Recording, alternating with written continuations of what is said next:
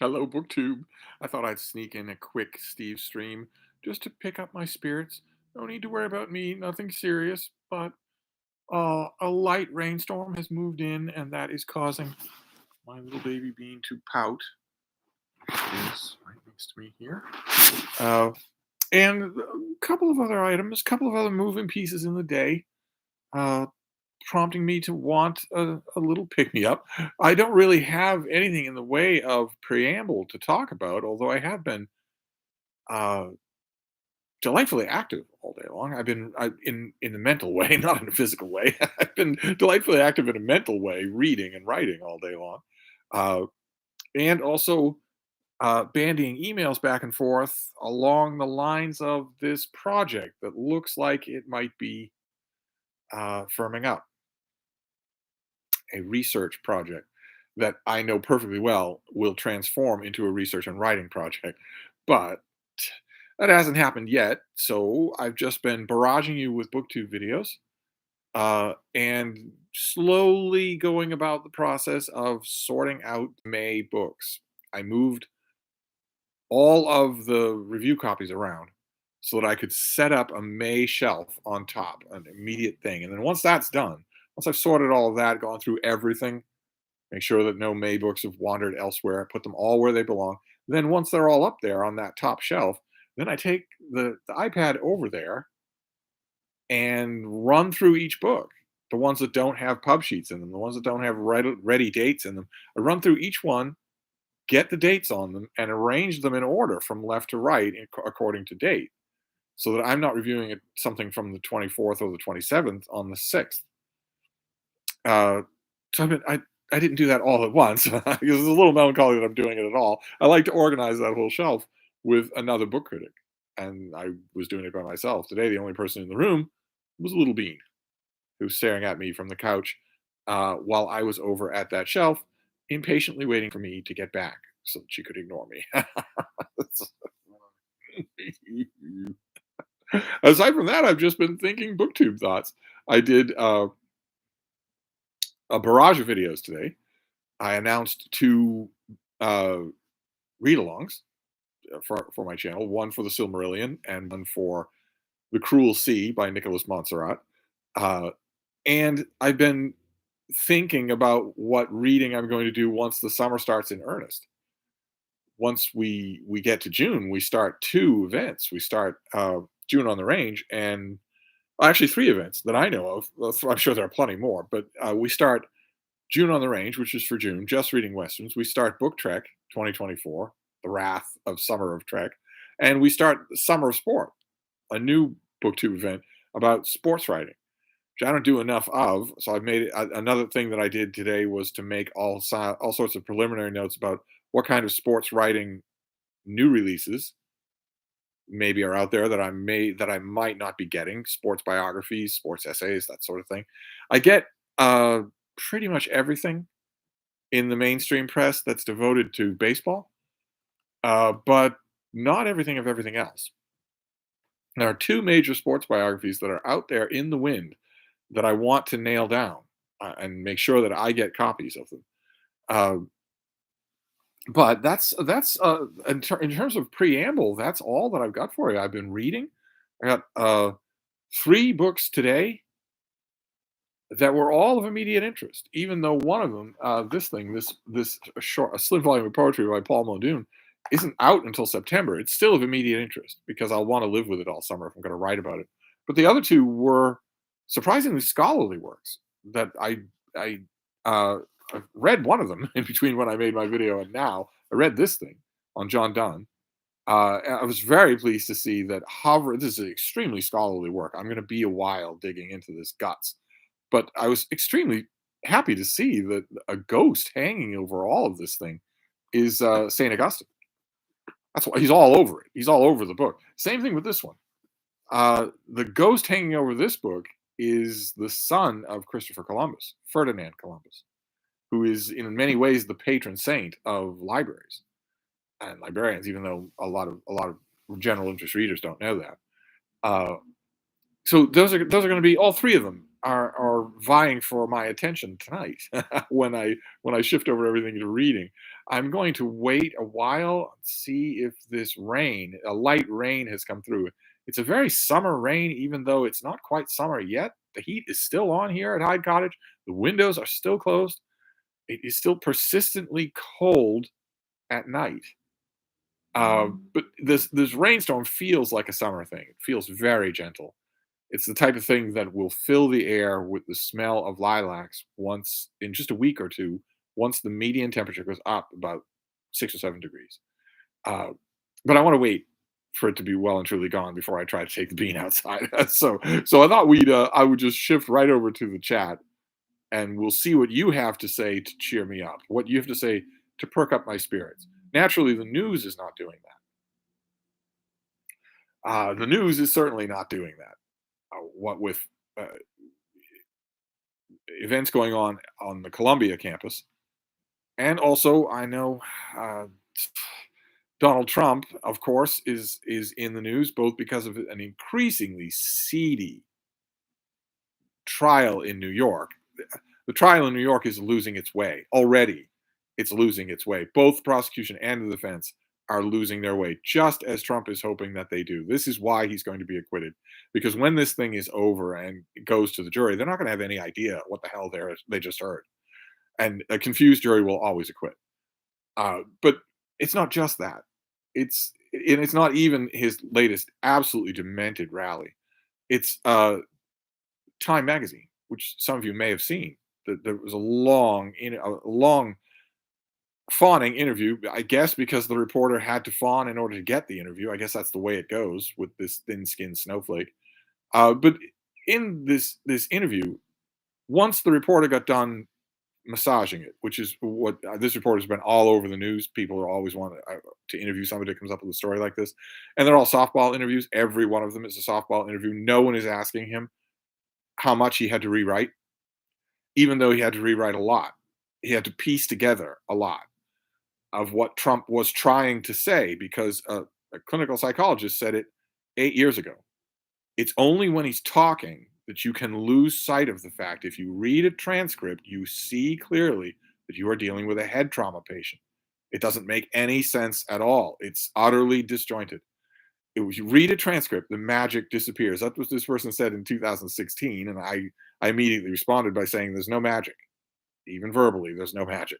But nevertheless, there's a drastic difference. But when you piece together when this reporter pieced together Trump's answers, the stuff on what he plans to do if he retakes power is horrifying. And it's right there in black and white in Time magazine, which used to have a subscription in the millions. I know it won't make a bit of difference. Of course, Trump cult doesn't read, but I it ought to. In a sane world, it's unbelievable that Time could write an article like that. Of course, Trump doesn't contest that he said any of it, and he's on tape for the whole of it. And the things that he says about his return to power are staggering. They are nothing even remotely close to them that's been said by any president in the history of the country. So all those things are on my mind. Uh, Also, in the literary world, we lost Paul Auster. Paul Auster died. I was never a huge fan of his writing, but I know a lot of people were. I'm hoping that if the New York Times book review can spare 6 pages of pure screaming praise of Stephen King, I'm hoping they can spare at least 1 page of fond reminiscences for Paul Auster. That would be nice if they could. Makes me sorry that I don't still have the Penguin Classic Deluxe edition of his New York trilogy. I'll have to grab that the next time I see it. But anyway, let's go over to the chat and see what you people have in mind. Randy Ray is here right out of the gate, saying hello to me and Frida and everyone else. There's the baby bee right next to me. Jenny Parks is here. 2 live streams on at the same time. Oh no, who's the other live stream? I'm not. I know that other people on YouTube won't believe this, including a large number of the hate commentators that I've been getting lately. People are just showing up to insult me. I know people won't believe this, but I'm not intending to upstage anyone. I wasn't exhaustively checking ahead of time. Who's the other live stream? Should I stop this one? Let's see here. Nietzsche and Whig rereading Middlemarch right now. Uh, well, that's great. Glad to hear a reread. Just got a comment on Daily Penguin about the Middlemarch. Just popped up out of nowhere. Somebody finding that video after 6, 7, 8, 15, 50 years, however long it's been, saying the book is boring. That's not. No, it's not. Anyway, Nathan is here. Hello, Steve, Frida, everyone else. B-roll book says hello. Howdy, Frida. Active Mind is here saying hello, gang. Oh, and the chat jumped already. Uh, Kite 562 books and manga reviews. That's rather specific, isn't it? Say hello. On Point says, just got my copy of Miss Macintosh, My Darling in the mail. Excited to dig into it. Anti Gaia says, the bean. Yes, the bean is right next to me. She's right here. Do you want to show your face to your fans, baby? Here, see your face. There you go. There's the baby. Oh. Steve Bronstein says, hi, Steve. What do you think of Joshua Ferris? I'm assuming you mean his books. I think he's tremendously talented. His books are tremendously good. We're just going to call you Kite. Oh, you're not alone on the news part, Steve. Well, that's good to hear. I still want to know whose live stream I'm upstaging. I don't want to do that, especially if it's a smaller channel. Nietzsche and Wig says anyone who says George Eliot is humorless is clueless. There are laugh out loud scenes throughout, especially when Mrs. Cadwallader is present. Mrs. Cadwallader is a scene stealer. Yes, there are a whole bunch of characters who are the election scenes alone are. No, I don't get it. I'm assuming that they just don't. They clueless. Yeah, I'm assuming they just don't know what they're talking about. It happens a lot. It happens a lot. Jimmy says, "Hi, Steve. Just got back from a cruise vacation. Oh my." Do you have any recommendations for a book on cruise ships and the history of the industry? Well, The Only Way to Cross and The Sway of the Grand Saloon. Those are two terrific books that are more or less on the subject. And of course, when it comes to fiction, there's me. I wrote a story for NaNoWriMo in which I had to research cruises like crazy. I wanted to know exactly what I was talking about because my main character decides to go on a cruise around the world. I didn't even know that such things actually happen and what extent they were and what they were like. I wanted to know the cruise wasn't the point, but I wanted to get all of those details right. It was extra ironic because I wrote that story right before the pandemic, right before lockdown. And the lockdown leapt into the spotlight because of a cruise ship, which Donald Trump wanted to leave moored off the mainland of the United States because if he let those people onto the United States for medical care, the numbers would look bad. A purely psychopathic response, and no one cared. No one paid any attention to it. Uh, anyway, Anti Gaia says, Steve, I've been rereading Huck Finn, and I'm struck by how brutal a book it is. Was there any controversy surrounding its initial reception, especially by the people in the South? I don't know much about the Southern critical response to it. There wasn't much response in the critical circles in the North about its brutality because the brutality was in context of the time. It seems brutal now, yes, in every way. Bottle Imp Book says, I just revisited one of your Civil War videos and ordered a nice hardcover copy of Bruce Catton's This Hallowed Ground. This Hallowed Ground is fantastic. It's incredible. It's due for a read along, isn't it? So many read alongs we could do. Gandhi Angle says, I adored Baumgartner. You know, you're the fourth person since Oster died to tell me that. To single that book out. So if I do any kind of Oster rereading, it'll probably be that. Uh, Bottle Imp Books is back. The media is far, far too forgiving of Trump cultists. Regarding Oster, I ordered a bunch of his books for a big reread. Did you really? Because of his death? Did you really? I wonder how many people do that sort of thing. I never do that sort of thing. Steve Bronstein, you said, oh, yep, you said something, but you're gone. Let's find you again. I don't want to miss anybody here. Do you like Terry Teachout's biography of H.L. Mencken? What's going on here? First Joshua Ferris, now Terry Teachout. What's going on here? I do, yes. I would have loved to hear what Mencken would have to say about Trump world. Yeah, I hear that all the time, you know, whether it's Mencken or especially Hitchens, and I don't want to know because I don't want anybody to come back to the present moment and reveal that they are Trumpists, that they are Trump cult. I don't want that at all. In fact, in my darkest moments, uh, I wonder if me Sainted Ma would have been Trump cult. You never know. You never know. She was largely proof against any kind of brainwashing, largely proof against cult indoctrination. But you never know. There are countless stories of people who've lost their family members, their elderly family members, to Trump cult, and I can't be 100% sure. Uh, uh, let's see here. Jay Nicole says, "Is it possible to separate Flannery O'Connor's work from her Catholicism, or are they too integrated to separate?" I doubt you would from her fiction. You mean? I doubt you would know she was a Catholic if you're just going by her fiction. I doubt you would. How would you? Jenny Park says, "I'm watching this one and book songs on the magic with book blather and the mild rumpus." Oh, so I am conflicting with another live stream. I did not know that. I swear that is not intentional. Nietzsche and Wig says, "Enjoying my Harold Bloom poetry anthology. I love the Canterbury Tales extracts. The Wife of Bath is my favorite character, and I haven't even read the whole thing. She's hilarious. She's hilarious. She's a wonderful creation." Mystery and Mayhem says, "Hey, Steve, I hope you and Frida are doing well. We are doing just fine." There's the baby right next to me. We are doing just fine. It's raining now, but we had a dry day, so a dry and mild day, so plenty of time for strolling around the neighborhood, so that anybody who was loitering in any way gets screamed at by Frida, including one of her favorite things to do when we're walking down the sidewalk and we come across a delivery truck, whether it's Amazon or FedEx or USPS or UPS. If the truck driver is making deliveries in that area and has pulled over and has left the door to the truck open while he fiddles with packages in the back, Frida's favorite thing is to hop up on the stairs to the back compartment of the truck, throw back her head, and give one of her patented Frida yodels. Just it's a long, prolonged single note scream. I have no idea what it is. I've never had another dog that made it sound anything like it, but I think Frida likes to do that because it echoes. And she loves the echo. It startles the crap out of the delivery people. Then they turn around and see this adorable looking little dog, and they just melt. But we did that a few times on walks today. Tolstoy 111. "I saw a recent video claiming George Eliot talks down and condescends to her readers. I don't see this at all. Do you?" Well, would I be praising her to everybody, to all and sundry, a million times if I thought that? Do you think that I think she's a condescending writer? No, of course she's not. Nietzsche and Wig says, "Bloom is very dense but very interesting. I can't say I have made heads or tails of the analysis of the Fairy Queen thus far." Joshua Ferris, Terry Teachout, and Harold Bloom are gonna be on here.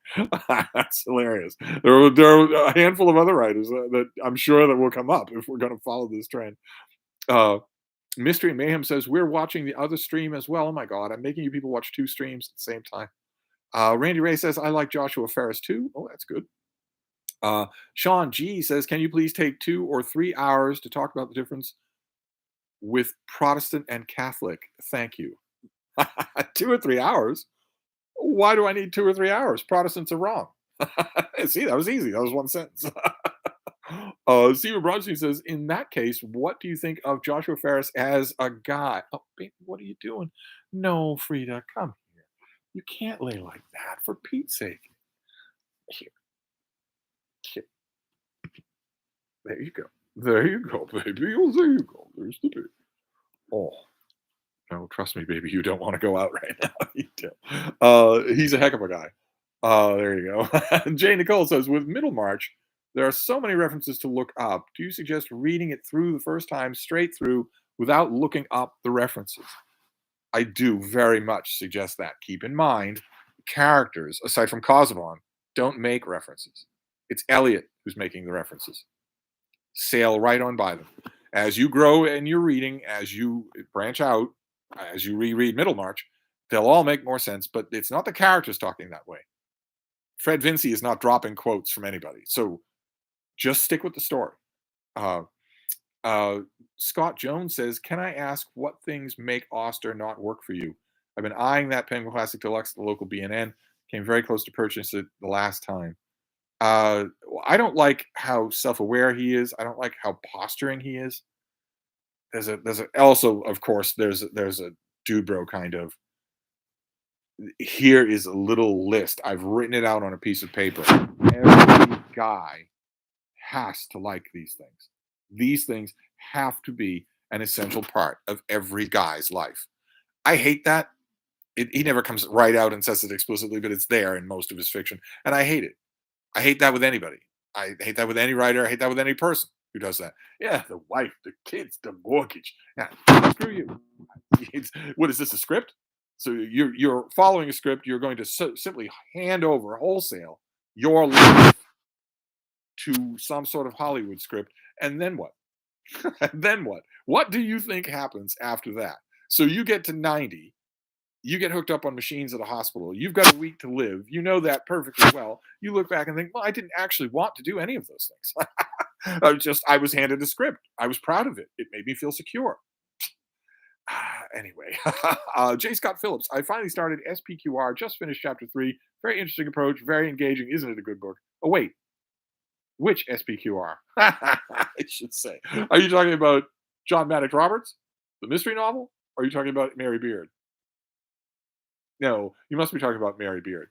Because if you started SPQR by Maddox Roberts, you would have finished it immediately.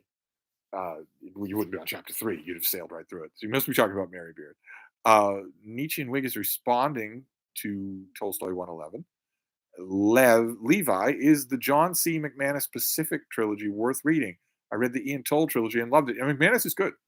Good and solid. I bet you'd like it. If you like Toll, especially, you'll like it. Mystery and Mayhem. I really enjoyed all the Penguin mysteries in your video today. Yeah, we blasted through mysteries. I must have organized those at some point because that was all mysteries. And coming up, oh my God, for the next few days, at least science fiction and fantasy. Huge amounts of mass market science fiction and fantasy. When I don't know if I would ever read these things, I don't know how strong they are. And they're not ebooks. So, uh, anyway, Digging Dachshund Finds, we'll call you Digging. I found 2 Finis Far book hardcovers for $1 today. Rickenbacker, Luck, and FDR. I hope they are a good pickup. Finis Far. Don't recognize that. Is that a person's name? Oh, the chat jumped. We were at Nietzsche and Wig. That's what we were doing. We'll see if he's talking to me this time. No, he's not. He's talking to Nicole. Matt Sheridan. Good evening, Steve. Hello to everyone in the chat. Jenny Park says hello again. Sean G says, who is the most underrated Victorian writer?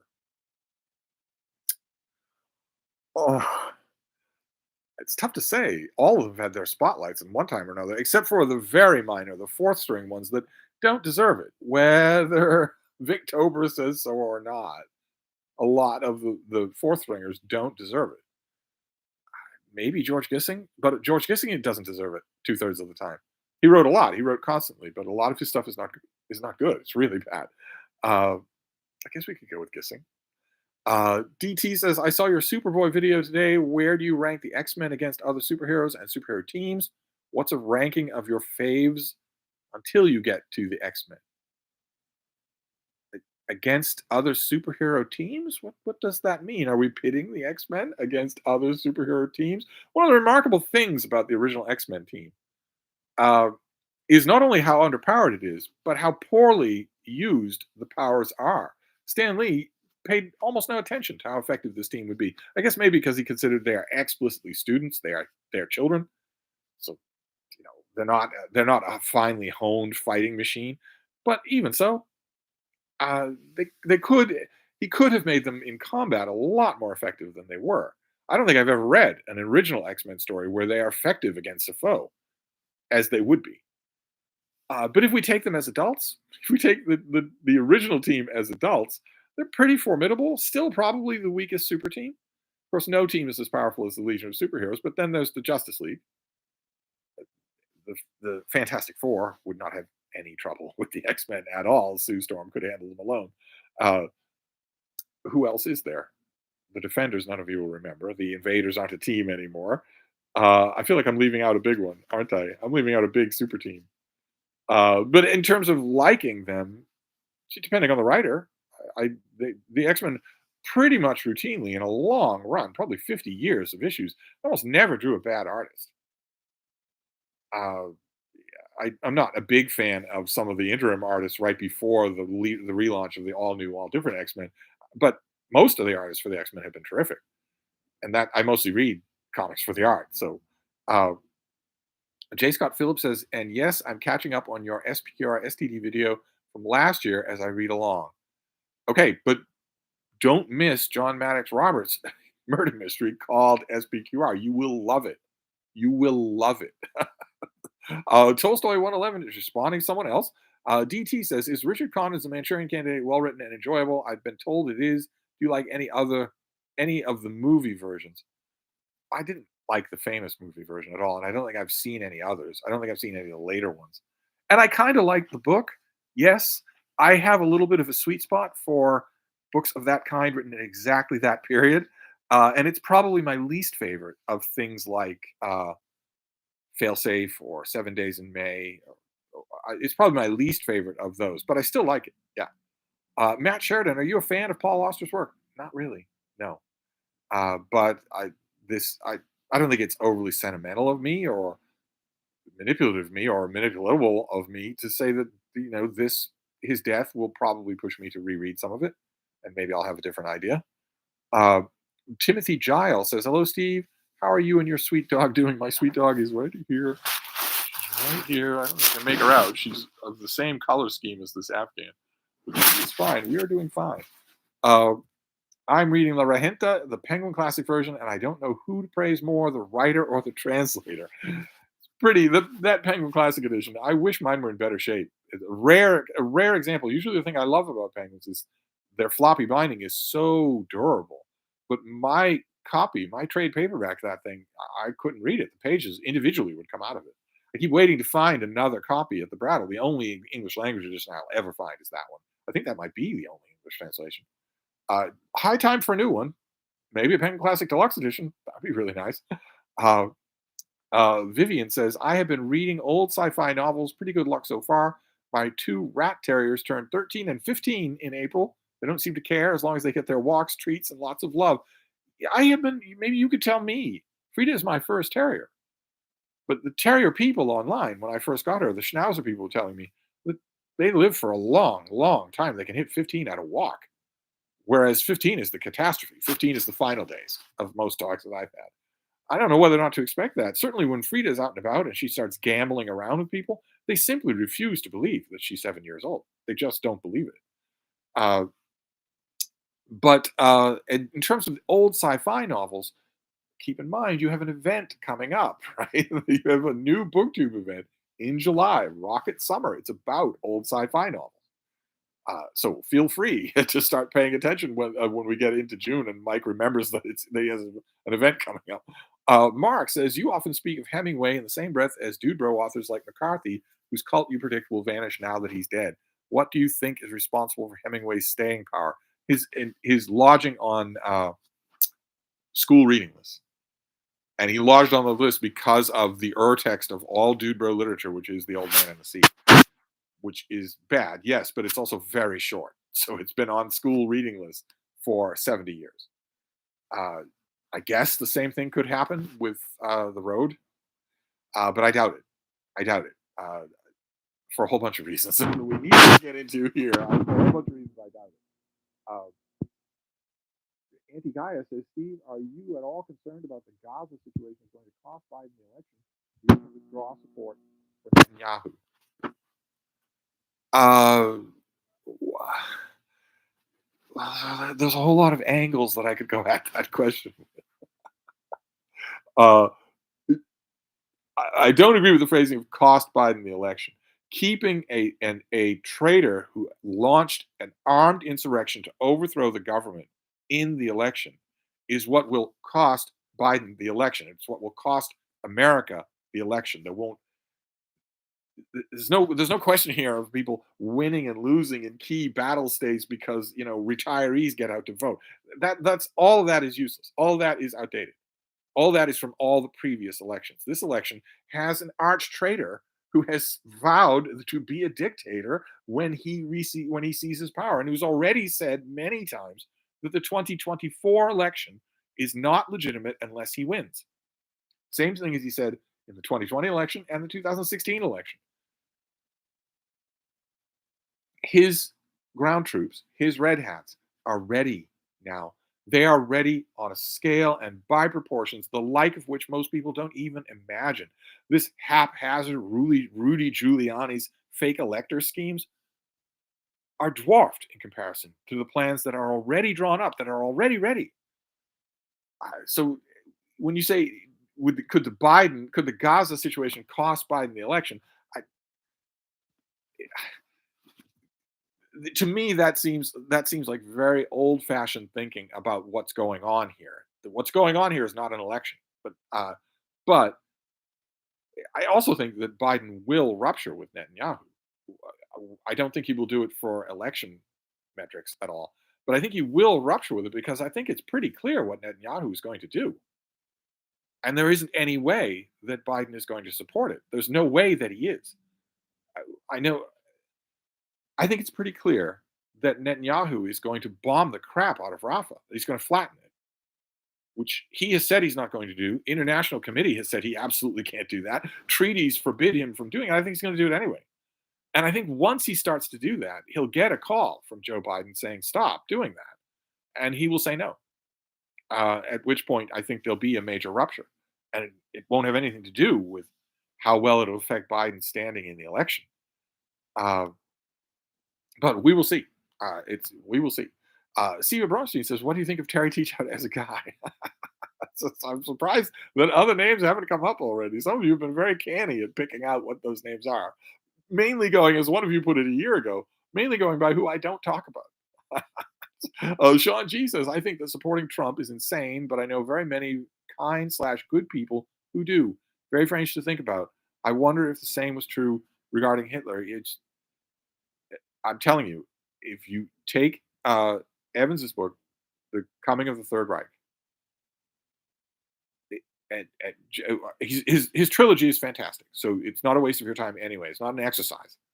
Take that book and just start reading it, and you will be amazed. Amazed.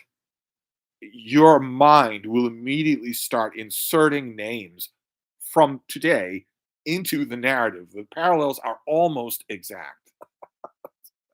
And yeah, maybe people thought that way.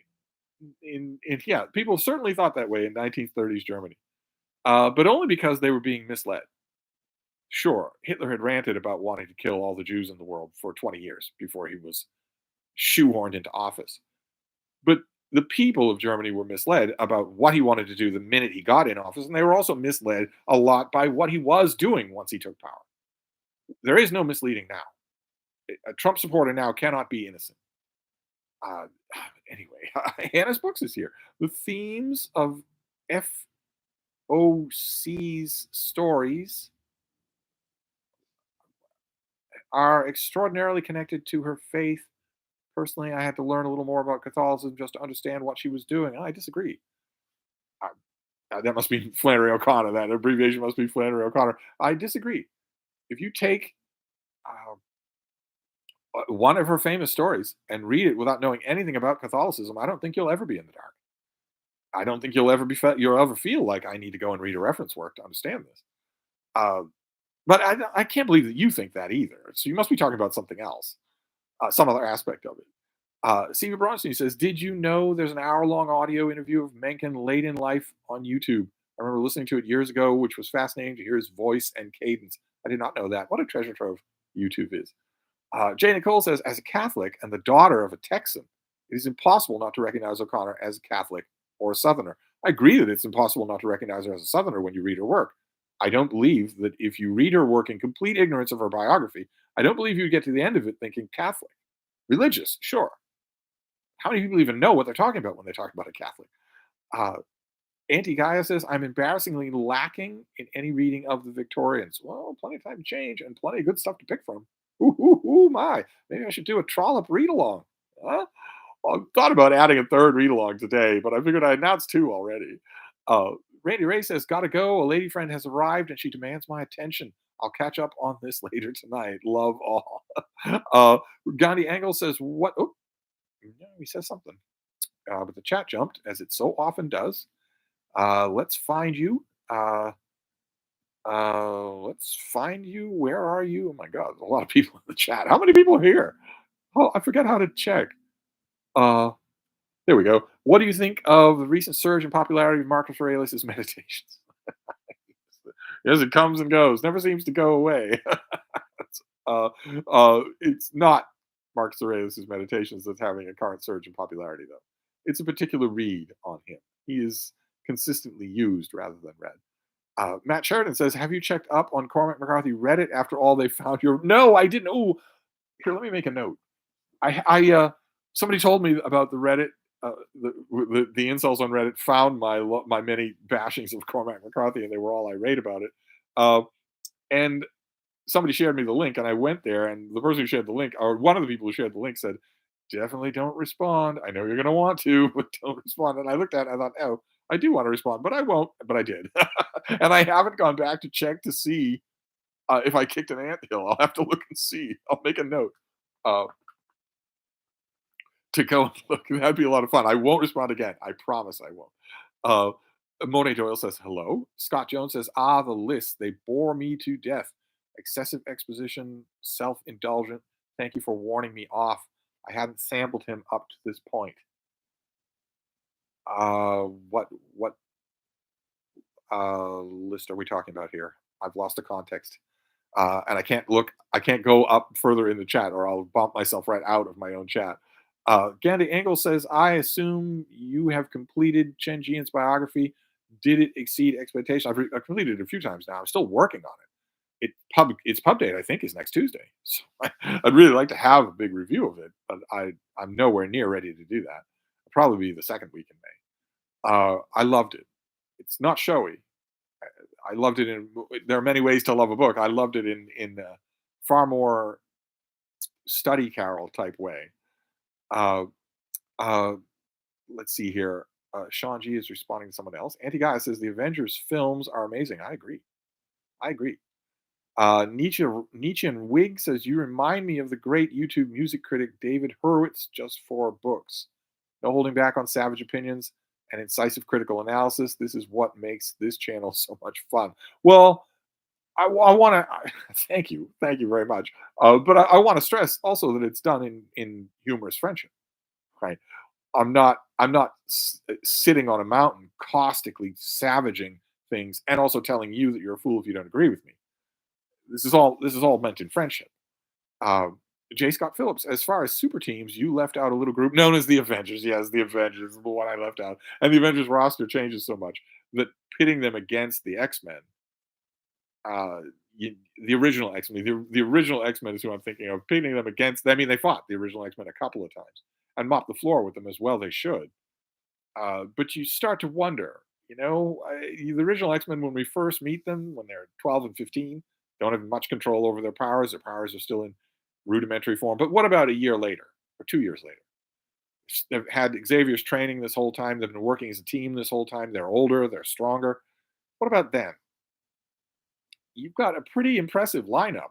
I mean, Marvel Girl alone, telepathy and powerful telekinesis. We don't know how powerful, but you also have the Beast. I've always thought that Stan Lee missed a good turn by making the Beast a little more powerful, but still several tons. If and the ability to jump 20 or 30 feet into the air. If he hits you, you're going to know it. Unless you're Thor or the Hulk, you're going to know it. Iceman is an amazingly powerful character, almost never used to that effect. And Cyclops, that's his energy beams, especially once Stan Lee specified that he could control his visor with a panel in his hand. I always thought when I was reading the original X Men, wait a minute, okay, well he's got these massively powerful energy beams coming out of his eyes, but he's signaling to any opponent when he's going to let them loose. What good is that? uh, and then there's Angel, who is drastically misused, drastically underused. Uh, J. Scott Phillips says, or was it the Doom Patrol? No, it was not the Doom Patrol. Nietzsche and Wig says, the Penguin Classics version of Don Juan is disgracefully out of print. I got mine from a used books website. Yeah, yeah, and the long epic poem by Lord Byron. Probably somebody at Penguin, the Money Crunchers, probably thought, why are we written this? Pretty sure that their Orlando Furioso is out of print as well. Sean G says, "Wow, I just read the Reddit Cormac McCarthy page on you. It looks like you really riled up the Dude Bros." Yes, I did. And one of the people that sent me the link said, "Before you check on this, you should know it's not going to surprise you. Not what they're saying, but how they're saying it. It's not going to surprise you." And in my heart, I was hoping that he was wrong, but he was right. He was right. All those people talking about my teeth. All those people just getting so incredibly defensive. I read through that thread. I think I emailed this to one of you, this response to one of you. I watched all those threads, and all I thought, my main reaction was how lucky we all are to have this corner of booktube where full-throated disagreements about books are not this kind of totally insecure pearl clutching that you see in that thread. It's so the main thing that I felt when I was reading that Reddit thread was embarrassment. A lot of the people in that thread were adults. I know I say incels, but a lot of them were adults, and it's embarrassing that somebody. I mean, I wasn't making videos about the road saying, "Oh, I hate this. I just hate it." No, I was going through it, point by point, development by development, plot by plot, character by character, putting out criticisms and then backing them up. Eh, Nothing would make me happier than that sort of thing. Thrills us because then we can all talk about it and disagree with each other about it. But there, it was just absolute shock. How dare you? How dare you say this about something like that? They're amateur readers. I was embarrassed to look at those reactions. Uh, ah, and I of course some of the specific reactions also embarrassed me.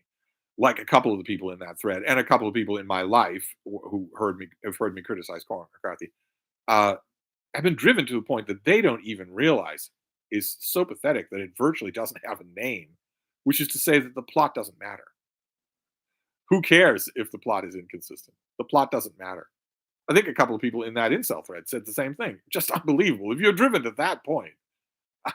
Anyway, Nietzsche. Also, a lot of people in that thread, a lot of people out in the reading world, not here, not here, thank God, but out in the reading world, I'm sure you know this too. A lot of people out in the outside world, and a lot of people in that thread don't know the difference between someone saying that a book is bad and something that you're saying that you're bad for liking it. Only a snob would say that you are bad for liking a book, any book. There's a totally separate things. You can like Stephen King, you can like Cormac McCarthy all you want. I'll sing your praises and cheer you on. A lot of people don't get that distinction. Uh, let's see here. Nietzsche and Wig. My Wordsworth copy of Middlemarch had such horrible cover, I ended up buying the Penguin Classic Edition. Steve Bromsey says, "Do you think Mr. Bean is funny?" In limited doses, sure. Nietzsche and Wig says, "I flipped through a softcover 1950s edition of David Copperfield that I bought at University charity sale. I've never read it, and the font size is so small as to make it probably unreadable." Yeah, yeah, you got to watch out for some of those earlier paperbacks of monumental books. It's not just me ancient eyes that are saying it. It's really not worth it to do. Well, especially since you have so many options. I mean, you can read an ebook and adjust the size to anything you want. Gandhi Angle says, "I just watched Stephen Kotkin's interview with Gita Weirjawan's channel. Particularly enjoyed his comments on his journey to achieve his PhD. Haven't seen it. Don't think I've ever heard him talk." DT says, "Do you like Burt Lancaster and Kirk Douglas as actors? Who do you like more?" I do like them as actors. I know that's a joke now, or well, to the limited extent they're remembered at all. They're not remembered as actors. I do like them as actors, both of them, and I myself think that Kirk Douglas is more reliably enjoyable.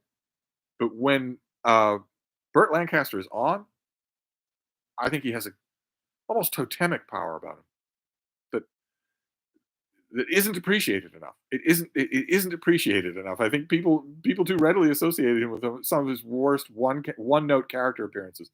When some of his acting is amazing. Uh, Anti Gaia says, "It's been forever since I read Lord of the Rings. I wonder if I would still enjoy the Silmarillion." Well, my read along, I will do my best to make it enjoyable for you. Nietzsche and Wink says, "Stephen Kotkin is truly amazing. I'm addicted to his interviews, and his style and biography is the single greatest biography I've ever read." I feel a little bit mentally undressed that I don't have print copies of his Stalin volumes. I have. I've got advanced copies, finished copies, and paperbacks of both of them from publishers, and they are all gone. That's 6 copies total, 3 of each, and they're all gone. And they never show up used. I never see them used. I don't know why I got rid of them. I guess they seem they. I guess they depressed me so much that anyway, Jenny Park says Silmarillion is great, and Andy Serkis audio narration is amazing. Oh, is there an audio version of the Silmarillion? Oh, that's interesting. And Andy Serkis does the whole thing. Bottle in Book says you are covering your mic with something intermittently. Oh, well, it would help if I knew where the mic is, but I don't. I've got my finger on the mouse pad uh, to move the chat. I didn't think I was covering with anything. Sorry about that. Uh, Matt Sheridan said, or no, Sean G says, is Hemingway's earlier work worth reading? I heard you say it's better than his later ones, but is it good overall? No, it's better than his later stuff because his later stuff is corrosive, but all of it's bad. Matt Sheridan, I only listen to Alan Lichtman's predictions. He predicts every election. I think I might know who that is, uh, but I would love to hear what he's predicting for this election. I can almost guarantee that he's wrong. Everybody that I see that's talking, prognosticating about this thing doesn't seem to understand what's going on. They don't seem to understand the actual historical events they are living in. Levi says, do you have any recommendations for modern Japanese literature not named Murakami? Depends on what you mean by modern. Does the author have to still be alive? Are you familiar with Mishima? Are you familiar with Tanizaki? I would recommend both of them. Uh, Tolstoy 111, The Old Man and Sea is self-parody. Hemingway endures because his massive influence on other writers and the best of those short stories. Nope, I disagree. He endures because Old Man and the Sea is in schools. So people who are just learning how to read, who don't have never been assigned anything, never read anything, they read that. And they grow up and sometimes they stop reading. Most of the time they stop reading, but a lot of the people who stop reading then go on to be teachers and they assign it. And it just becomes a self-replicating virus. Um, Nietzsche and Wig says, what are your thoughts on Max Stirner? Do not think I know that name. Do I know that name? I'm terrible with author names. What is Max Stirner responsible for? Matt Sheridan says, if Trump wins, there will never be another election in the US. Trump is not going to win. He's not interested in winning. He's not going to win, but he also isn't interested in winning. He's not running to win, obviously. You just have to look at what he's doing to know that. He just wants to be in the election. That's all. Even though the Constitution disqualifies him, he wants to be in the election. That's all he cares about. That's all the people behind him. That's all Project 2025 cares about, is that he be in the election on election day. He's not trying to win. Uh, and no steps are being taken. Imagine that, that the only steps that are being taken to curtail this thing in any way are being taken by local state prosecutions of minor finance violations. It's absurd. It's absolutely absurd. Anyway, I don't know what the people involved are waiting for. I, I I don't know Jack Smith, but I assume he's a smart guy. It has been what, a solid year of the judge in the most clear treason case hiding the ball, changing the rules, stacking everything in favor of Trump. Jack Smith has still not gone to the people who can recuse her, who can take her off the case. It's been like 6 years that he's been waiting to do that, like he has forever. It's absolutely absurd. There's an enormous likelihood that he will be executed in Times Square a year from now. He thinks he's acting like he has all the time in the world. Anyway, sorry. Tolstoy 111 is back. The sun also rises and a farewell to arms are really good. No, they are not. Nietzsche and Wig says, the last classics I DNF'd were Pale Fire and The Old Curiosity Shop. I found the latter revolting, the former simply dull. I regret it. Why regret it? Why regret it? Neither one of them is any good or much good. There is some good stuff in The Old Curiosity Shop. Plenty of other things for you to read, good Lord, that you won't DNF. I'd like to give Pale Fire another go. Uh, well, oddly enough, it's going to be strange to hear me say this of all people, but I think of those two, it would be more worth a second go. I would argue that you shouldn't feel bad. You shouldn't feel regret about DNFing a book that's not working for you, obviously. Tolstoy 111 is here. What's he going to argue with me this time? Pale Fire is one of a kind. Yes, thankfully. Hope you try it again. Well, if you feel, Nietzsche and Wig, if you feel that, it sounds like you didn't just DNF them. It sounds like that's nagging at you, which probably means that you feel like you are unserving them, that you're misserving them to leave them. And that feeling can be nagging. So, just as long as that feeling's not guilt, there shouldn't be any guilt in stopping reading a book that's not doing anything for you. Scott Jones says, I used to think like I liked Hemingway. Then I realized I only liked how he described settings. I normally don't like too much description, but I loved how he painted Paris and Spain. Yeah, go back and look at those descriptions. Are they good? Are they? Again, I don't want to just be dismissive of something that you like at all. But I can't help but think that people who think that his place descriptions are good are a little bit underread on place descriptions by other people. Uh, a Nietzschean Wig is back. Thoughts on Ralph Ellison? I like him. I'm not in love, but I like him. DT says, is Bloom's stories and poems for extremely intelligent children of all ages a good anthology? Not particularly, no. Bottlint Book says, Robert Kagan's new book came out a couple of days ago.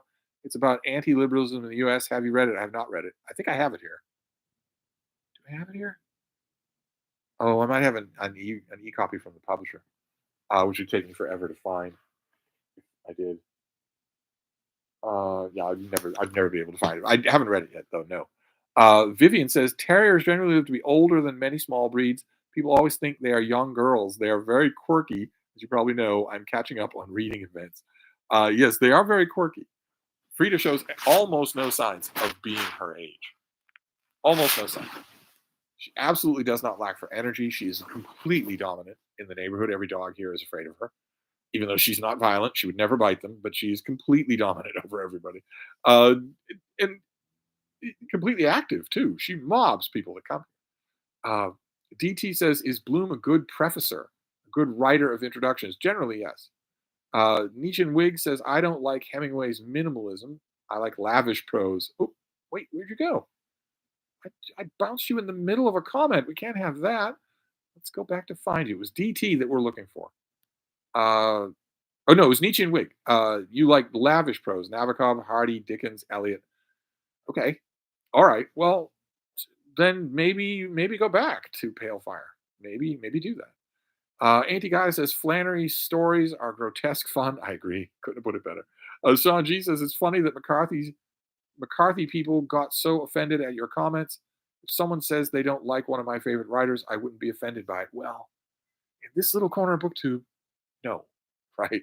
In this little corner of BookTube, you could have Michael K. Vaughan and I could do paired videos in a day, and he can open his video by saying Steve's choices are all wrong. They're always wrong. It doesn't affect anything at all. We both love it.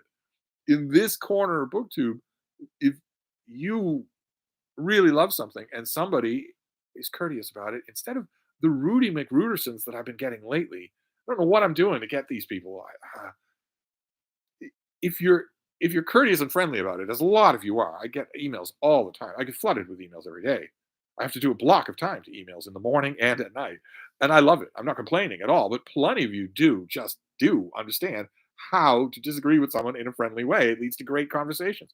If I absolutely love a book and somebody says, "Oh, come on. Oh, that can't be true. Oh, I read it and it was awful and I was paying attention." So, in other words, not a Rudy McRuderson comment like, "It's boring. You're wrong. You're fat." If somebody does that, there's nothing I like better than that, because suddenly I have to justify myself and I might convince them or they might convince me. It's, no, I agree. That incel forum was really not ready for adult talk about books. Really not ready at all. Matt Sheridan says on the McCarthy Reddit, they show off Anton Chigurh tattoos. My God, everyone stay away from these people. Yeah, yeah. They deeply admire the judge and the lunatic killer. They deeply admire these people, and so did McCarthy. McCarthy wants you to admire those characters. Let's not leave him out. He's not innocent. Leo Percara, I've never read Paul Auster. Is he not worth it at all? I don't want to get crippling PTSD when the FOMO comes along. No, I'm not saying that he's not worth it at all. He's never done anything for me. But I am going to, I think that the consensus is that I should reread Baumgartner. So I will do that. Matt Sheridan is responding to someone else. Tim's Too Many Books is not here. He retracted a message. Hannah's back. I thought Flannery was a horror writer until I read her letters. Her perspective is just so different from Southern Christian evangelicals to Southern Jews.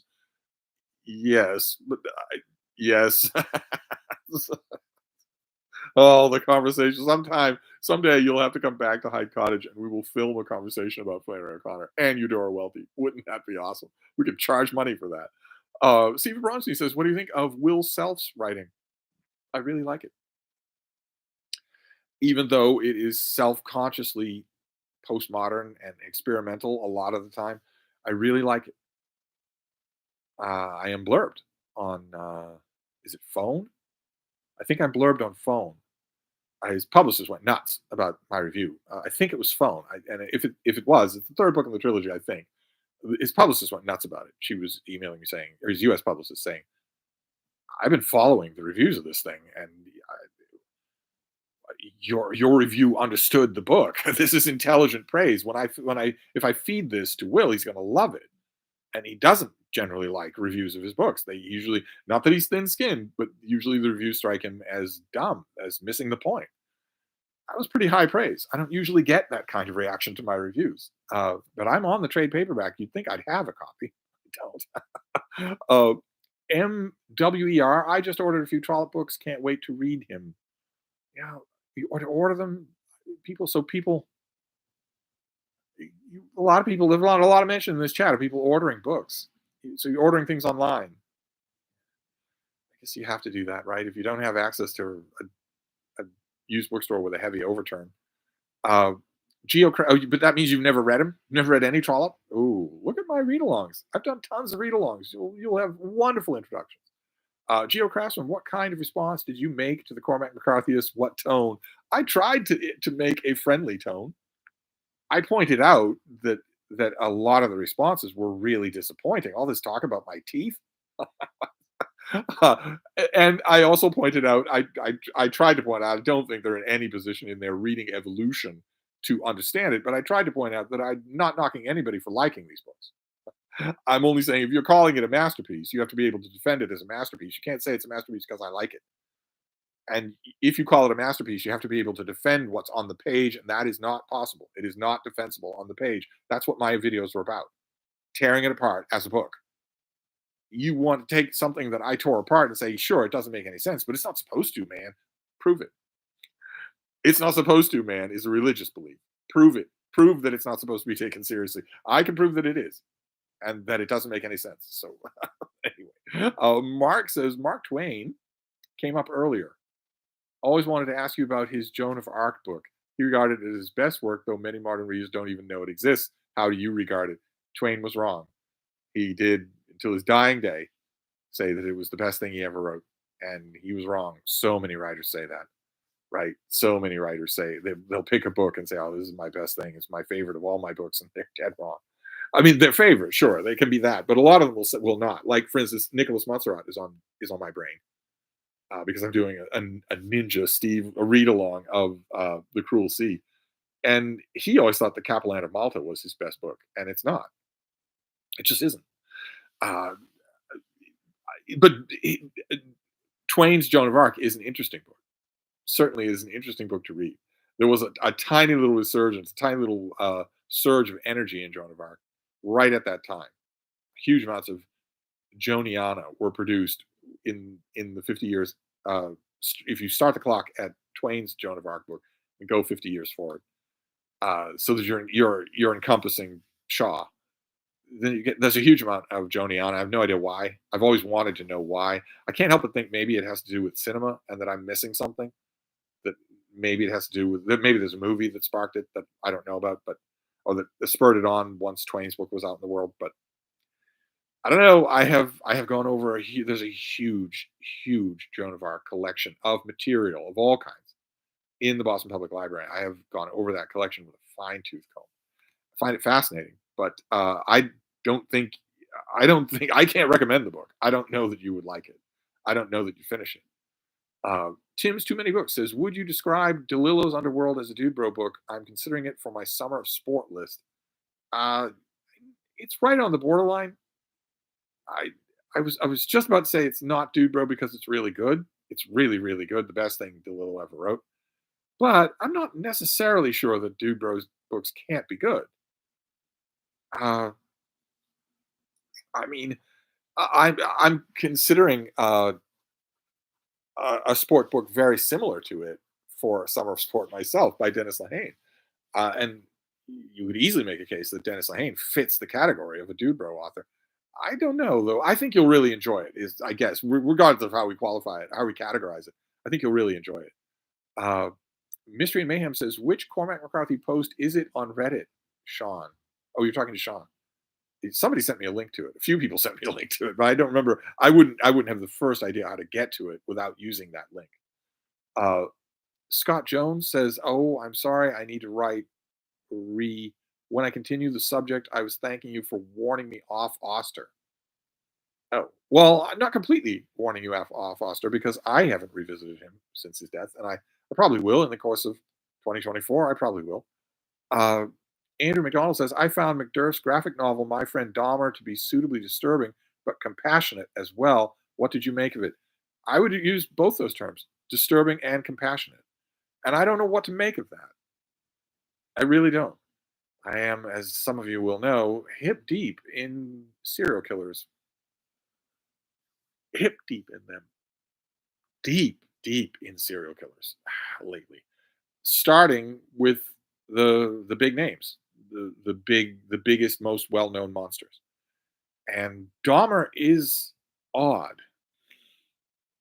Even in that category, he is odd. I know a lot of these monsters lived. Not all of them are like the Candyman, where the only way you know about them is because they died, because one of their victim or their henchman shot them. But a lot of them lived and spent a long time in prison where they did nothing but talk. And that kind of post arrest documentation is often not in the lurid true crime books that I've been reading. Uh, and all of that stuff for Dahmer before he met a brutal, ignominious end in prison. All that stuff. Ordinarily, when you get a Ted Bundy or something like that, or one of the Candyman's henchmen, one of his Renfields, ordinarily, when you listen, if you can put up with it, you can read the transcripts of what they wrote after incarceration, you can see plain as day. Bundy, you can see plain as day. Sure, nice guy, but deadly. A pure psychopath. You can see it. The Green River Killer, the same way. You can see it in their post incarceration ramblings, but not Dahmer. Even though the things that he did were, if anything, worse than a lot of the other monsters in the top 20, all his post incarceration utterances, all his trial utterances, all that stuff, none of it reads like a psychopath at all. A lot of it reads with sincere regret. I honestly don't know. I'm circling around him. I'll have to come back to him. I'm moving on. I'm so happy that I'm doing a deep dive on a serial killer, then move to the next one, then move to the next one, then move to the next one, then I come back and do a deeper dive on the same guy, and then a deeper dive on the next guy. And I have moved on from both the Green River Killer and the Night Stalker, and I'm glad of it because God Almighty, this stuff gets to you after a while. Uh, anyway, sorry for the long answer. I'm deeply enmeshed in serial killers, so you're gonna get a long answer. Steve Ronstein says, "Have you ever seen the short YouTube clip of Carl Sagan discussing the pale blue dot, the moving way he describes existence and what I imagine religious people feel when hearing powerful sermons?" I have seen that clip. Yes, I have seen that clip. I've also heard a very animated and much longer version of that very same sentiment. Maybe not as chiseled for prose, but longer and more animated, more detailed. Uh, and I love it. I very much love it. Declan Steiger says, "How is Boston's refugee policy?" There've been a few wrinkles in the news lately. I haven't really looked at them. Uh, I think I haven't. There's something going on at City Hall. I really should be paying attention, but I'm paying attention to all the national news instead, which isn't any good because Boston is my own town. Uh, Tolstoy 111 says, "Do you like Victor Pelevin? I tried one of his things and found it empty. I wonder if it was the translator. I've always found them relatively empty." Uh, Gandhi Angles is responding to Nietzsche and Wig. DT says, "Oh, wait, no, DT is gone." Gandhi Angles says, "I really enjoyed Karu Takamura's book, Lady Joker." Did you? Did you? Should I enjoy those? I didn't. I wanted to. I kept wondering, is it the translator? I kept wondering, is it the decision to split this into 2 volumes? Would I have liked it better if it were one huge thing? Was it ever issued as one huge thing in Japan? Now you got me wondering if I should go back to it. Mystery and Mayhem says, I recently read Hemingway's To Have and Have Not. Can't say I'm a fan. Matt Sheridan says, Alan Lichtman has the 7 keys that predicts every election. He usually doesn't announce his prediction until September or so. This is not an election. This is not a contest for the Oval Office. Trump is not interested in being president. He's not running for president. He's not trying to get people's votes. He's not doing any of that. So if this guy has 7 keys that are based on all the previous US elections, they're not going to be much use. Monet Doyle says, I just finished reading The Bluebird Bakery by Lee Tobin McLean. Lee Tobin McLean is really good. I'm assuming you liked it. DT says, also, what about teen soap opera element of the X-Men? A lot of teens at the time responded very well to it. Yes, and it got better. I think that it got better once later on in the original run, the Neil Adams artwork run, that element of the whole book got better. I thought it was a little cheesy when Stan Lee did it, but the more it went on in the original run, I was loving those issues with Neil Adams artwork. Just loving them. I don't know how many people were, but I was one of those people who was distraught when it was just abruptly announced that there weren't going to be any new X-Men adventures. They were never my favorite team, but I was distraught when that was announced. Uh, J. Scott Phillips says, I don't think we've ever heard you chat about Sarion. What's your take on him? No, I need to revisit him. I need to Sarion and who's the other 2?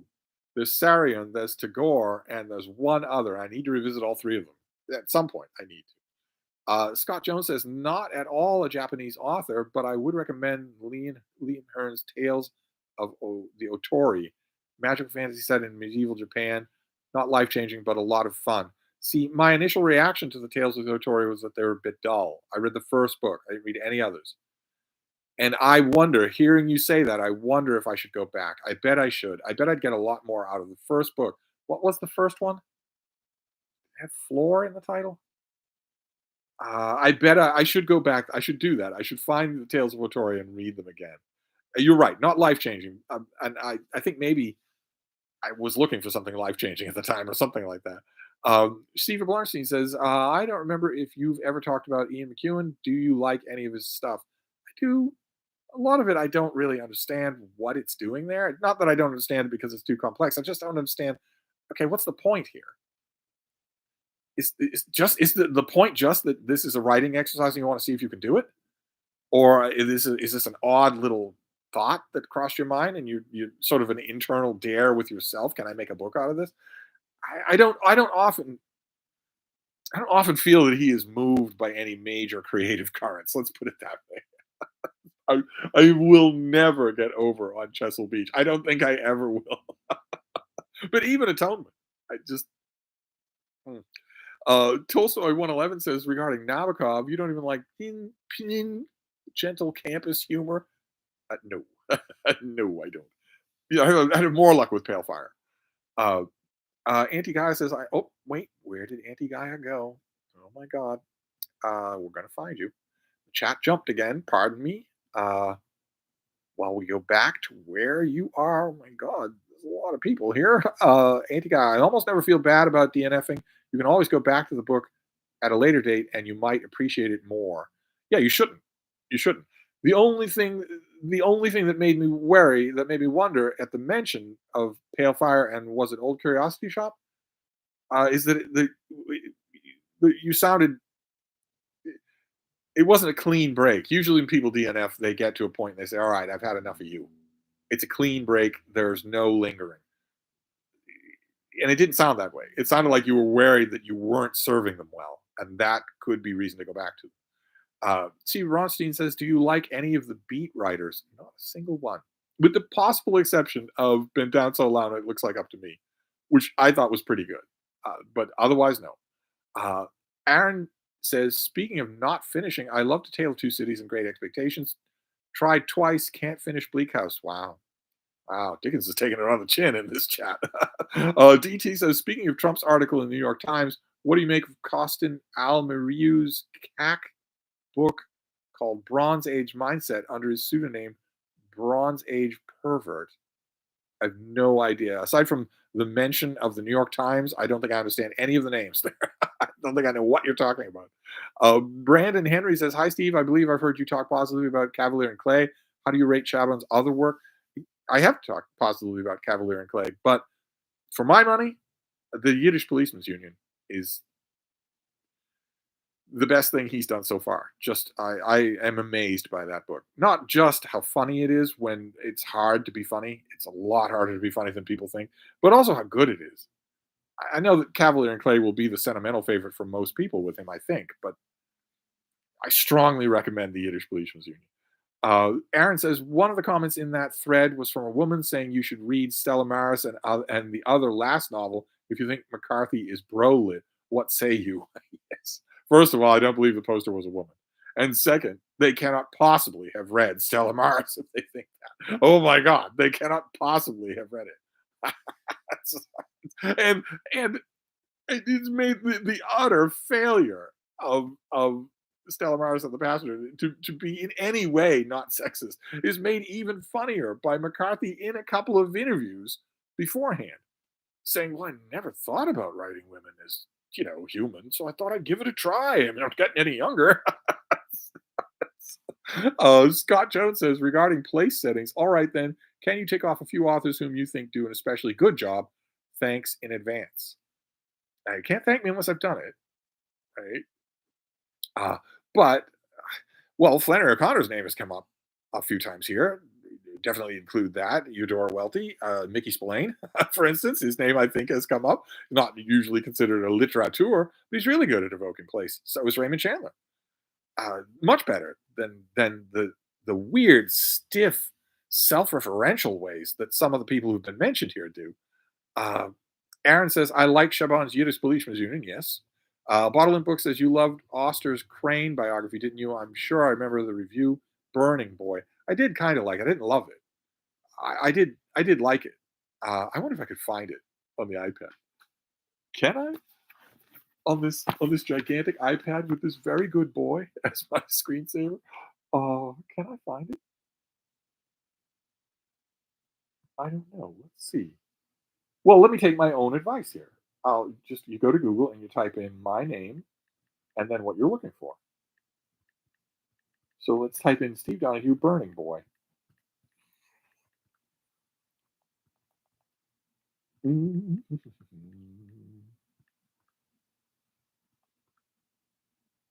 There it is. Look at that. From 2021. What a thing the internet is. I tell you. Uh,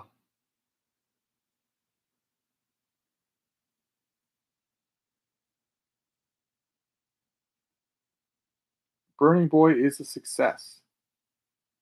Austen makes it clear at the outset that he hasn't intended to write some kind of jargon-laden scholarly monograph. Instead, he writes that the book is intended as an introduction to the life and work of Stephen Crane for readers who know little or nothing about him. He just wisely decides to meet those readers over the printed page of such books rather than in the rows and boxes of some Crane archive in the bowels of the New York Public Library. Along the way, he takes much more than a simply writer's approach. Throughout his highly detailed study of Stephen Crane's life, he relies mostly on Paul Sorrentino's Stephen Crane, A Life in Fire, and Stanley Wertheim's extensive critical writings on Rain. Writings that, as Auster puts it, follow, quote, a dozen attempts by other previously 99 plus years, beginning with, okay.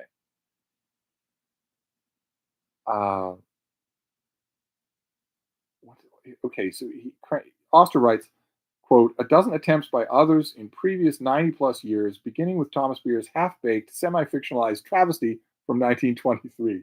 And in parentheses, I say, if there are any remaining fans of Beer's once revered book, that ought to settle their hash. But although his narrative of Crane's short and incredibly eventful life is very lively, far more lively than a previous life of this author, the book's consistently strongest element is the one Auster himself had already touted, one writer dramatically encountering another writer at work on the page. Okay. Okay, great. So I liked it. I don't know that that would be the sound of me when I love something, but definitely good. Jenny Park says, "Are you still addicted to Boy Kills World, or has it been usurped?" I am still addicted to Boy Kills World. Yes. The only thing that's been usurped is my current earworm. It, because it was Bye by InSync, and that was ruining me for just days and days and days. So finally, I decided to haul out the A bomb and go to Broadway. You know, be saved by the gays. So I went to Broadway and I ran through Big River until I got to River in the Rain, and that did it. I thought, you're safe now. You'll be fine. And somehow River in the Rain got replaced by something even worse than Bye. Don't You Want Me, Baby? And that has been lodged there ever since. Zero Bronstein says, "Did you see Colin Jost and Biden speak at the correspondence dinner? Wasn't very edgy. Do you have a favorite correspondence dinner routine?" I did see it, and it wasn't very edgy. And I have, of course, a favorite correspondence dinner routines. All the routines by President Obama, who's funnier than any comedian that you can get up there. Matt Sheridan says, "Next week from my class, we are reading Tremor by Teju Cole. I think I may have asked you about it already, but what are your thoughts on it? It stinks, despite the fact that was the single most reviewed book of 2023. It still stinks." Aaron says, "Correct me if I'm wrong. Blurb is the term for quotes on the cover. Synopsis is the term for the summary, not blurb." Uh, okay, I'm not sure what this is in reference to, but a blurb is yeah, is a pull quote on the front or the back cover of the book. Either a thing that an author was asked to write specifically for the cover, or an extract from a long review. Auntie Gaia says, "Am I wrong? I seem to remember Judge Holden sexually assaults the main character at the end of the novel." I don't think you're wrong. No. Fahim, currently reading through E.M. Forster. Oh my, there's a project for you. I finished Where Angels Fear to Tread and A Room with a View. They were very similar thematically. Should I jump to a passage to India or read everything? You should read everything. Read it. Oh, what a passage! What a project that is. That no, read everything. It's not going to take you all that much time. Geo Craftsman says a writer's favorite book is most often the one which indulges their personal writing vices. White Company by Arthur Conan Doyle. Yes, it's why authors almost can't be trusted when they talk about their favorite book. It's interesting. Sure, if you're interested in the author, it's an interesting thing to know, but you should in no way take it as an objective assessment of the worth of the book. Bottle in Book says, "I love Will Self, but prefer nonfiction. I go back to his nonfiction collections like Feeding Frenzy again and again." Do you really? See, it's a rare instance where I prefer the fiction. DT says, "Does Evelyn Waugh get a pass for being a snob?" A bit. Yeah, a bit. Connor says, "The Passion of Joan Arc from 1928 is the best silent film ever." Well, you know better than I would, but I wonder if that is the thing I'm thinking of that really motorized the Joniana. But no, it can't be because that would be after Shaw. Uh, well, anyway, DT says, "What are your favorite works of criticism by Waugh?" Works of criticism by him. Well, I have a gigantic volume of his collected reviews and prefaces and whatnot. I'm not gonna I can't itemize inside that book. But that book is fantastic. It's like 1,000 pages long. There was a second copy. My copy is falling apart, and there was, believe it or not, a second copy at the Brattle that I thought I looked at it on the shelf and I thought I've already got a copy. Crazy. I should have grabbed it. Mark says, "You justifiably detest self-indulgent, postmodern, surrealistic, stream of conscious writing, but every now and then there's an exception. What distinguishes these exceptions from the majority?" Usually, it's my sense that the author is not cynical about it. That's usually the key. Usually the people who are doing that kind of crap are incredibly cynical about it. Just incredibly. CF David Foster Wallace. Usually there's no earnestness, no heart, no reality, no honesty behind it at all. But then you get something like Doc's Newbury Report and or Will Self, and no, it's the author trying to do something, legitimately trying to do something and caring about whether or not they succeed. Stephen Bronstein says, "What do you think of Bernard Malamud?" Never liked him. Scott Jones says, "I'm very thankful for a good friend who is much smarter than I, with whom I can have friendly disagreements about books. For example, he loves Faulkner and Stern, and I can't stand them." Yeah, it's always a good thing to have that kind of a thing. Uh, Anti Guy says, "The Given Day has to be a sports book, what with all the Babe Ruth stuff at the beginning." It is. It is a sports book. Unfortunately, the sport that it gets the most prominence throughout the thing is boxing, but even that is done wonderfully. I'm strongly considering rereading The Given Day. I mean, I've got the whole summer for Summer of Sport. Strongly considering rereading it because it's so good. Levi is responding to Scott. MWER says, yes, I'll make sure to check out your Trollop read-alongs. I just finished Moby Dick yesterday and love reading along with your Moby Dick series. Nick Pickerly says, did you know Carl Sagan? Yes, I did. Sean G says, is John Muir a good writer? Yes. Does the term purple prose apply to him? No. Well, the prose of his day was purpler than ours, largely thanks to Hemingway. The prose of his day was purpler. So it's going to strike you a little that way, but once you get into the diction of it, I think you'll love it. And he wrote a lot more than people think he did. Scott Jones says, does all the research on a serial killer put a long-term drag on your outlook? If not, congratulations, I can't go there long without getting into a funk. Well, a certain research session will put me in a funk, especially now that I've discovered the, let's just say, teeming YouTube side of that era. I was just doing reading. Uh, the YouTube side inundates you with pictures. It can do, yeah, it puts me into a funk. I can't do it for a long extended periods of time because it's just so bleak. It's just so incredibly bleak. I, and the little details are what get you. It's not really the body count. It's the little details, like the Candyman, for instance, uh, in Texas, would, would lure young men to his various apartments. He was constantly moving. There's another big question here. The two big questions that come up here, the two big meta questions is, how did neighbors not know? And also, how did the police not know? Why is it that they're only finding out when somebody shoots these monsters? Why aren't they shooting them themselves? He would lure these young men in, or he would have he had little teenage Renfields who would do it for him. He'd lure them in and either drug them or incapacitate them of some kind, and then shackle them and torture them for days on end before finally killing them. And that's horrifying. And I'm watching that, or I'm reading that, I'm learning about that, and then a little detail pops out. Like at one point, he captured two young men at the same time, shackled them both together, tortured them, and then when they were still alive, they were still perfectly healthy. They were standing up. They were standing up on their own feet, but they just couldn't move. He and his young Renfields went out, went to the bars to just have an evening, and the and left the two victims in the apartment. I guess they couldn't make any noise. I guess there wasn't anyone around to hear the noise. But all I could think about, the little details like that lodge in your mind. All I could think about is what they must have said to each other. What that night must have been like for them before the nothing happens, no one saves them, and then these people, their tormentors, come back. Um, anyway, Ryan says, Steve, God love you. Every dead thing was thrilling into the core. I know. Once you get the Charlie Parker novels, they're a great series to follow. Thank you so much for the rec. All fans of Red Dragon would love Connolly. Charlie Parker is moving in this summer. Vivian says, I find the psychopathy of serial killers interesting. A complete lack of empathy seems to be a prerequisite. Yes, which is what I was saying when it comes around to Jeffrey Dahmer. He actually does seem to be tormented by empathy after his arrest, and it doesn't seem fake. It doesn't seem like he's trying to avoid the death penalty. I honestly don't. After his arrest, I don't get the impression that he cared whether or not he lived or died.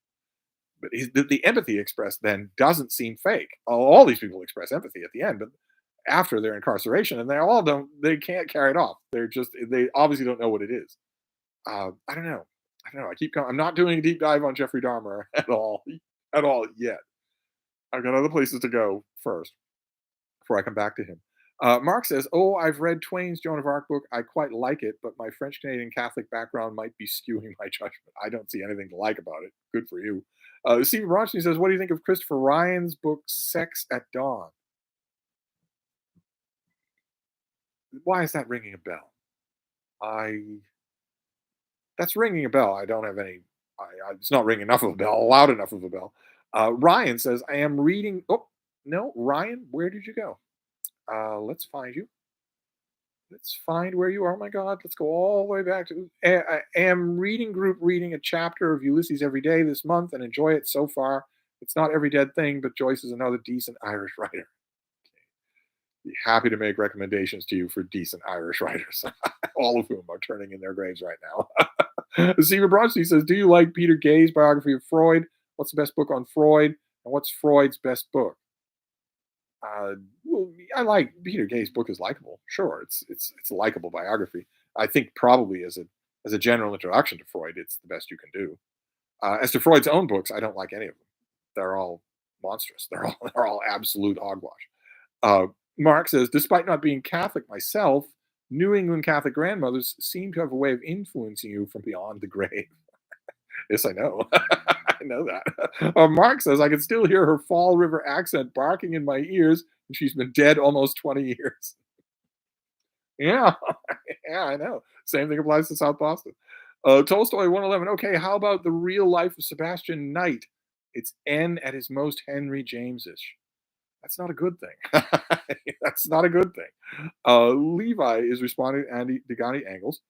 Sean G says, do you ever just pick up and read a textbook or more technical book like on plant biology or something?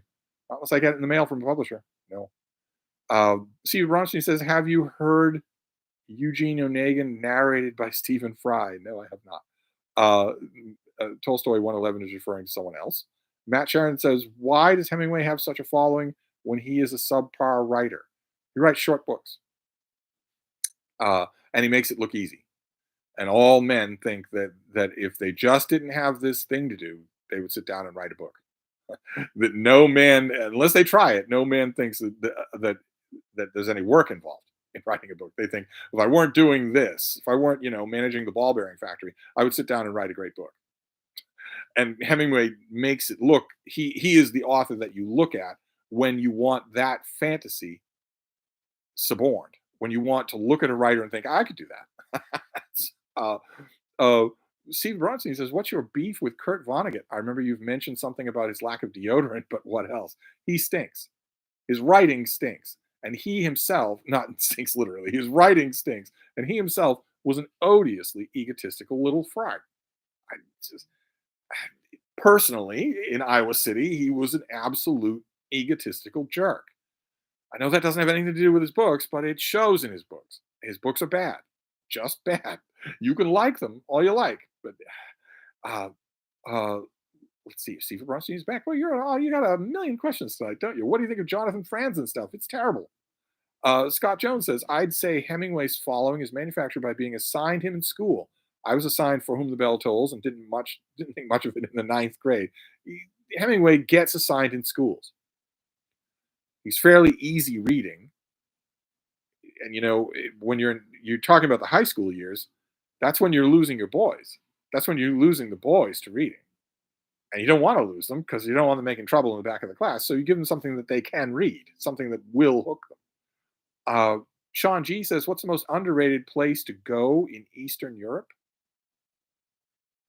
Underrated. Well, I wouldn't know how the ratings work anywhere along the shore. I would say would be great, but I don't know if it's underrated. It might be swarmed with people for all I know. J. Scott Phillips says, I always felt Kurt Vonnegut's best work was in Rodney Dangerfield's Back to School. Oh, Bottle in Book says, you got me listening to River in the Rain after your last live stream. What other Broadway musicals would you recommend? I didn't know Big River. You didn't know Big River. Oh, my. Oh, goodness. Well, a lot of the really big Broadway musicals I just enduringly love. A lot of the really big ones. The only thing is, you date yourself when you talk about really big Broadway musicals. For a certain generation, that will all be Cameron McIntosh. That's all they'll think of is him. Or the generation now, I don't. Broadway musicals are like $1,000 for a ticket now, and it's all biracial lesbians. So you'll be imprinted with that now. But in the olden days, there was Camelot and The Man of La Mancha and The King and I, just amazing stuff like that. That would just one great song after another, and that's when I fell in love with it all. Was then with those. Uh, I could do a starter kit like you wouldn't believe for musicals. I love them so much. Stephen Bronstein says, "Why do you think Harold Bloom's favorite Gore Vidal books were Lincoln and Myra Breckinridge?" couldn't tell you. Tell you. I would guess is because he genuinely enjoyed reading it. And it's a genuinely enjoyable book, so I can understand that. Myra Breckenridge, I have no idea, no idea at all. Up Down says, "Good evening, Steve. Hope you're well. Hope you're doing well. We have to terminate you." I'm doing fine, thank you.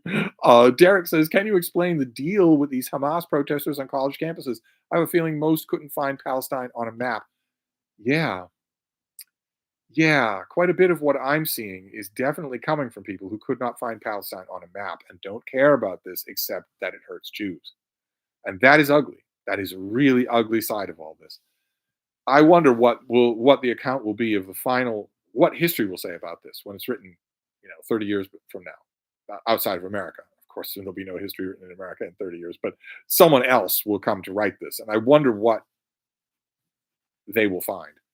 I didn't see much to admire anywhere last night or the night before last. I didn't see much to admire anywhere on law enforcement, on college administration, and on the part of the people in the crowd. I know Owen Jones would yell at me for that, but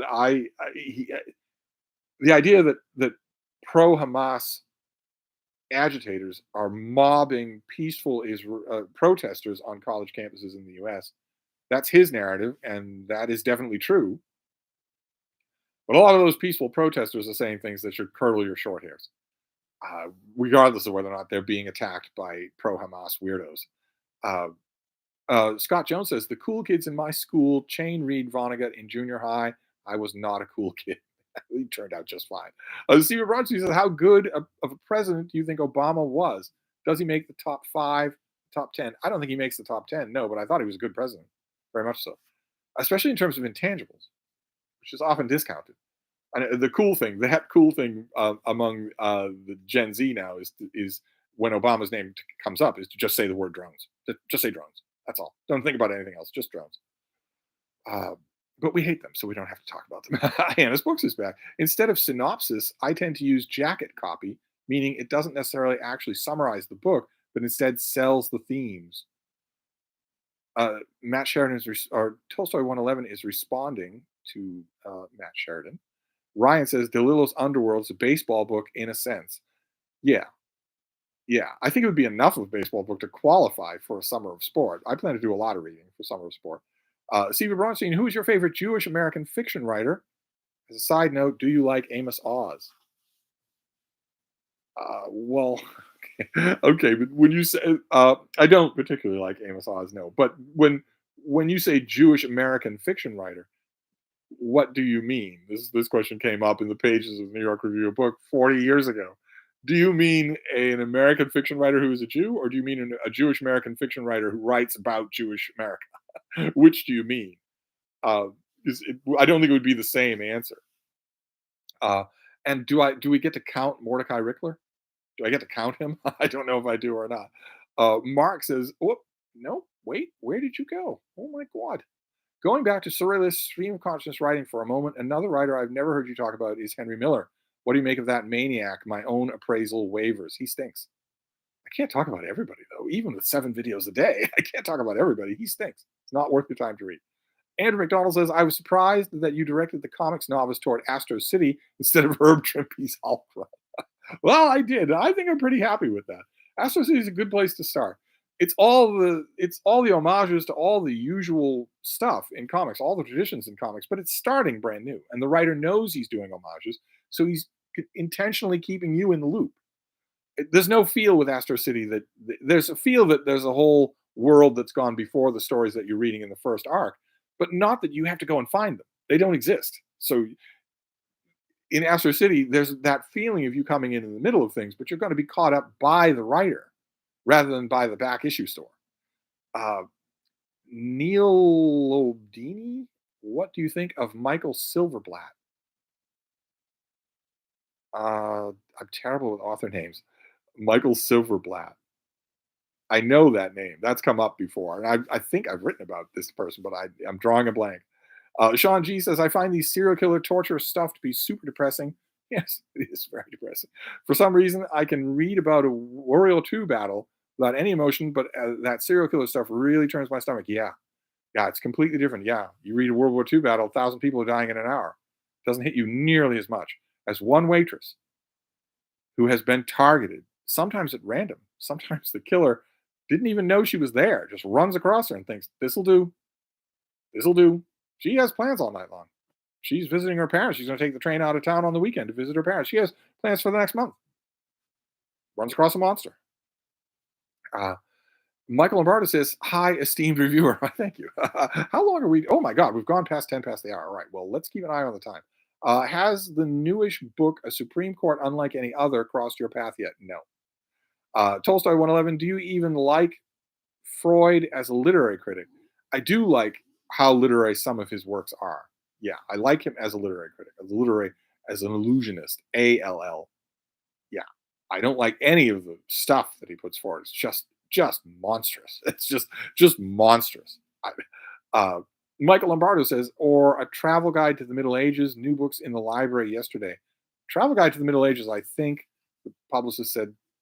I think I got contacted about that. I think the publicist said, I don't think this is your kind of thing. I think it would probably bore you, but I thought if it looks fun to you, I'll gladly send it. And I think I politely passed. Tolstoy 111 is back. Well, you're all over the chat tonight, aren't you? You might be amused by Nabokov's comment to Edmund Wilson regarding Henry James. One of these days, you and I must puncture this pompous platypus. Mark says, speaking of South Boston, I have to ask, have you always been so deliberate with your use of profanity? It is unusual for a South Bostonian to cuss so sparingly. Yes, yes. Almost, you have to really annoy me. Otherwise, otherwise, no. It's you. It whereas it is baby's milk. It is the native patois of M Street. J. Scott Phillips says my ninth grade English teacher had us read Ray Bradbury rather than Hemingway. Good for him. Good for him. And oh my God, you could do even better than that. You could do a lot better than that. I don't know why. I don't. Well, you got to have this canonical thing going on. I just don't get it. I mean, I do get it because teachers in ninth grade and 10th grade, they don't want to lose the boys. So they figure, it's got to be short and it's got to be relatively masculine. And it's got to be relatively easy to read. And they go for Hemingway when they could go for Raymond Chandler. I don't understand that. I don't get that at all.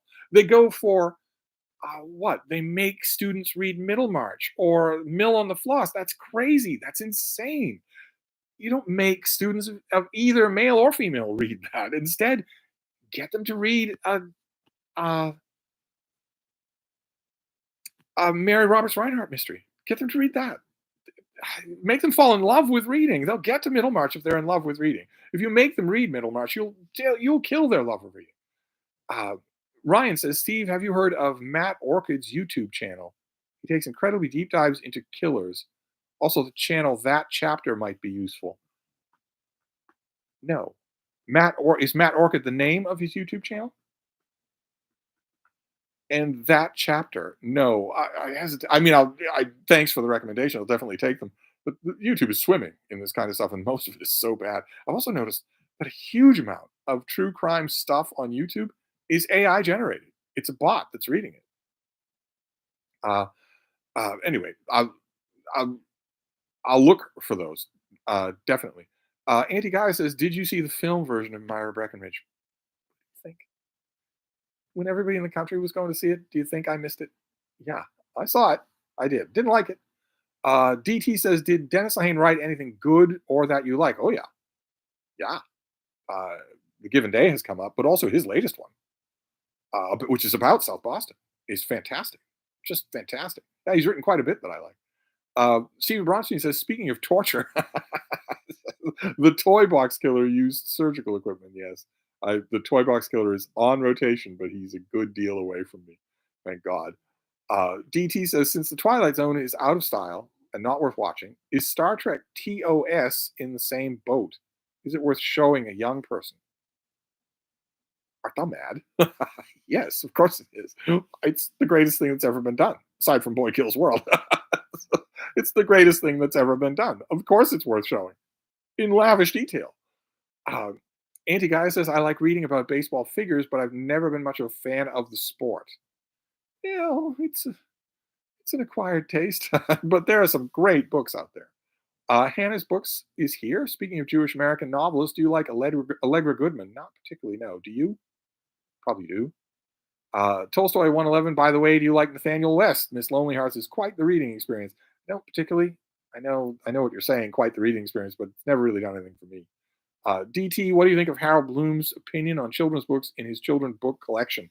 Specifically, that Harry Potter is a really bad book. Well, I don't like the Harry Potter books. I think it's so obvious in the first two books anyway. It's so obvious that the author is just making one thing up after another. This is not a plan. This was never on a piece of paper. This was never organized in any way. And if you're going to do that kind of whimsy, you had better do it quickly. You had better be Ogden Nash. Uh, so when Bloom said that that's a bad book, I agree. I don't think it'd be, maybe it pleases children to read it to them, but I don't think anyone is saying. Well, I was going to say I don't think anyone's saying these are good books, but I think for a long time people did. DT says I enjoyed Harry Potter very much when I read it, and I thought I was fully stocked and overflowing with fun reading. Am I a bad reader or a bad critical reader? Uh, no. Well, I assume you read it when you were a kid. I assume you read it when it was coming out. When a lot of people thought that about it. Oh, the chat jumped again. Oh my god. Monet Doyle says the student protesters don't have a clue what they're talking about. They wouldn't know where Gaza is if they were asked.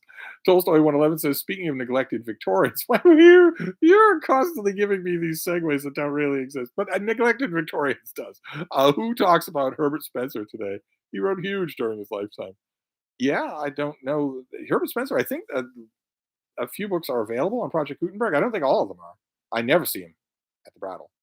Uh, Mark says, when I heard you say the word bullshit in your video on how to read more, I almost spit out my coffee. And yes, I mix coffee in Steve Donahue videos. I don't need cocaine. It reminds me, somebody sent me, I think somebody in this chat sent me an email because I made a recommendation that landed, and the person said, thanks a lot. You're the best and worst.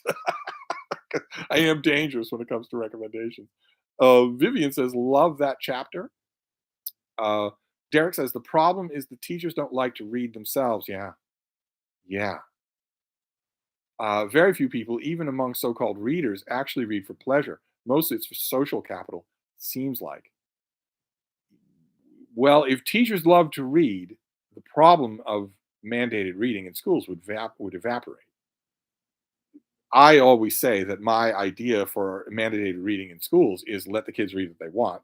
And all the teachers that I know for decades have said that won't work because there's no way to hold them accountable for what they read. We don't just want them to read. We want them to write about what they read. We want them to talk about what they read. We want them to learn to think critically about what they read. And we can't read every book in the world. We can't read the books they're picking. Uh, uh, Arena is reading says, I think they make the high school kids read the canonical stuff to make it easier to make standardized tests. Yeah, yeah, that's what I mean. Yeah, they can't just let them read whatever they want. And because the test makers are rewording old test questions. Oh, that's probably true. Uh, Michael Lombardo says, any potential Zoom group chats in conjunction. Oh, now where did you go? Michael Lombardo. Oh, there we go. In the many read-alongs you're doing this month. Well, if you mean Zoom chats with other people, those are incredibly hard to organize. Either people aren't able to align their schedules or they don't want to do a Zoom chat with me. And I'm not going to, wail and beat my chest over that anymore. I'm just not. If people have got a taste of what I'm like and they think I don't want to do a live stream with that guy, fine. I'm not going to try and convince anybody otherwise. I think that their decision is probably wrong. I think they'd probably like it, but I'm not going to force it. But I do want to find people to do chats with. Randy is back home. He's out of the hospital. He's getting healthier every day. That's great. He's always up for a chin wag. But there've got to be other people out there as well. But as to my read-alongs, there's the Cruel Steve and the Steve Marillion. And why would I talk with anybody about those? Who would talk with me about them? Nobody. The fantasy crowd on BookTube, hermetically sealed, like Gondolin. they don't want outsiders. There's no one there who would talk with me about it. Matt Sheridan says, Big Fella is supposed to be a great book about Babe Ruth. I still have to read it. I wouldn't say great. Uh, but the, uh, the Big Bam by Lee Montlive, what a book. Well, on Babe Ruth, what a book. Oh, my. Monet Doyle says, when I was in high school, books were assigned to you. The books I had to read were not good. They didn't let you choose what books you wanted to read. Right, and there's got to be a way. There's got to be a way to let kids choose the books they wanna read. There's got to be. Or otherwise, just take the reading requirement out. It's doing more harm than good. You're robbing the future world of readers. Uh, Up Down says, "I loved C.S. Lewis as a kid, but couldn't stand Harry Potter." Okay, you fit right in this crowd then. Books and Knits and Things. Good morning from Cornwall. Oh my God, is it really early? Is it sunrise there? Tolstoy 111 is responding to Matt Sheridan. Books and Things, Knits and Things says, "Love Harry Potter, but have only watched the films." Okay, well, the films have some charm, although some of the charm of the movies was dissipated from me when Daniel Radcliffe admitted that he was drunk off his ass for a lot of the filming. But a lot of what you're seeing is him just being totally soused. That kind of ruined it for me. I know that's naive of me because a lot of Hollywood movies are that way, but anyway, DT says, "I take it you dislike Mencken in general, but as literary critic, but is he too shallow or bad reader? Nevertheless, does he ever make you laugh? Almost never makes me laugh. I don't particularly like him as a writer. There's He's way too often he is showing off being a dumb person's idea of an intellect. And I don't know who that's supposed to appeal to. Is that supposed to appeal to people who are dumb? My main objection to Mencken is that I often get the impression that he thinks his readers are dumb, and I can't stand that. No matter who does it, whether it's him or Franzen or anybody else, I can't stand that when I encounter it. Touchiness on my part, I know. Uh, Geo Craftsman says, "My school let me read what I want. That's why I'm in this chat today." I think that's true. I think that the overall harm is much worse. I mean, I sympathize with the teachers I've known who say, no, that I have to be able to account for what they read, and I can't read every book in the world. So I can't let them just pick what they want. But there are programs that do allow kids to pick what they want, and it works. Uh, anyway, Rena is reading says, "I just finished The Familiar, and I finally understood what you meant about authors only having a certain number of stories in them. It's basically Bardugo's debut with a different setting." Yeah, it's kind of a cruel thing. It wasn't always true. Once upon a time, in the period that I've been talking about lately, between the World War II and Trump's usurpation of power, so that's 70 years. During that period, for most of that time, you got an advance and then a contract for a book. And if you thought you had another book, you could try and pitch it and get somebody else to buy it. Now you get signed into deals, especially series, when there's no guarantee, certainly no indication that you're a lifelong storyteller. Uh, Tolstoy 111 says, "Flannery O'Connor warned against relying on students' taste when assigning books because the student's taste is in the process of being formed."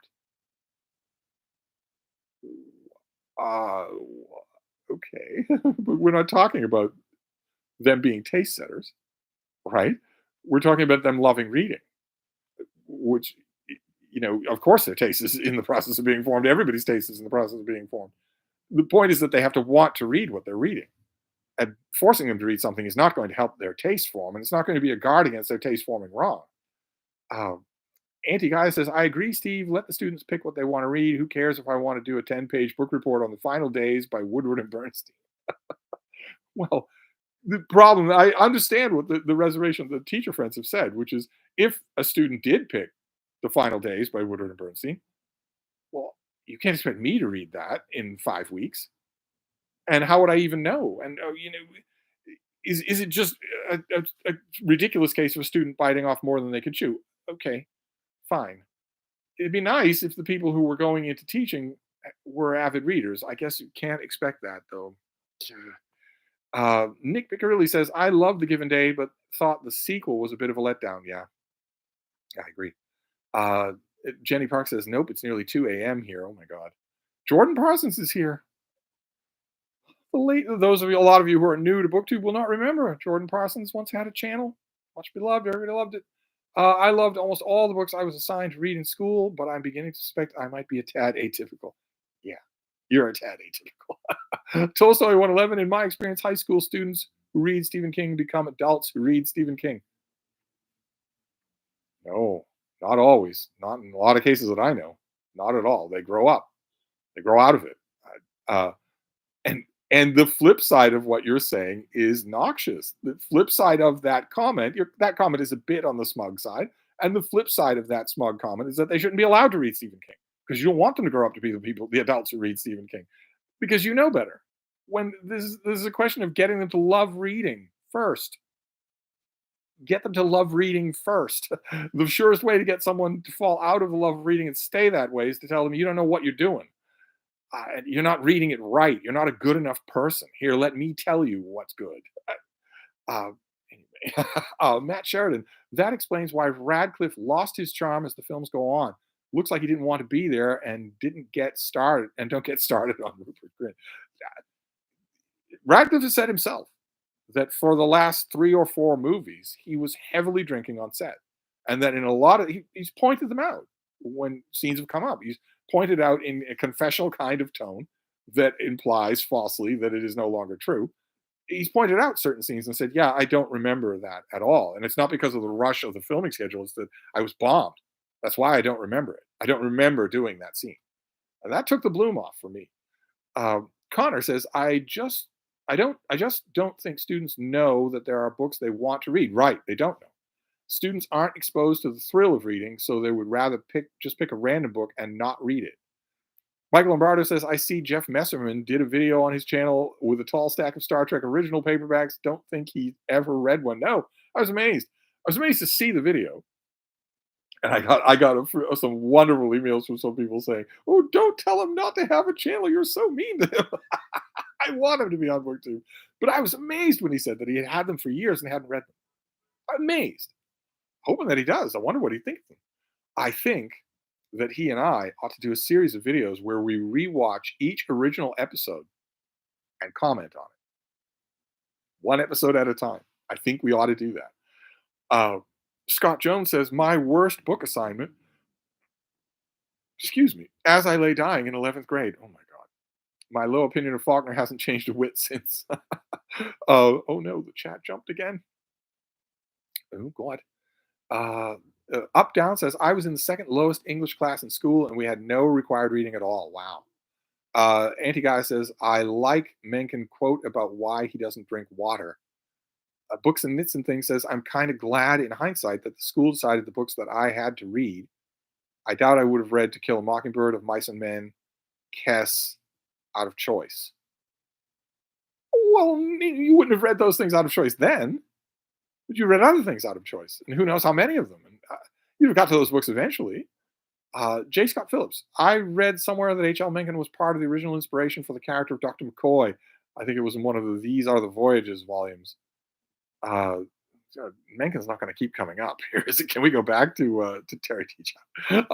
Gio Craftsman says our class held us accountable by making us write weekly about what we read, include a quote, and log the pages we read. You'd have to do research in order to cheat.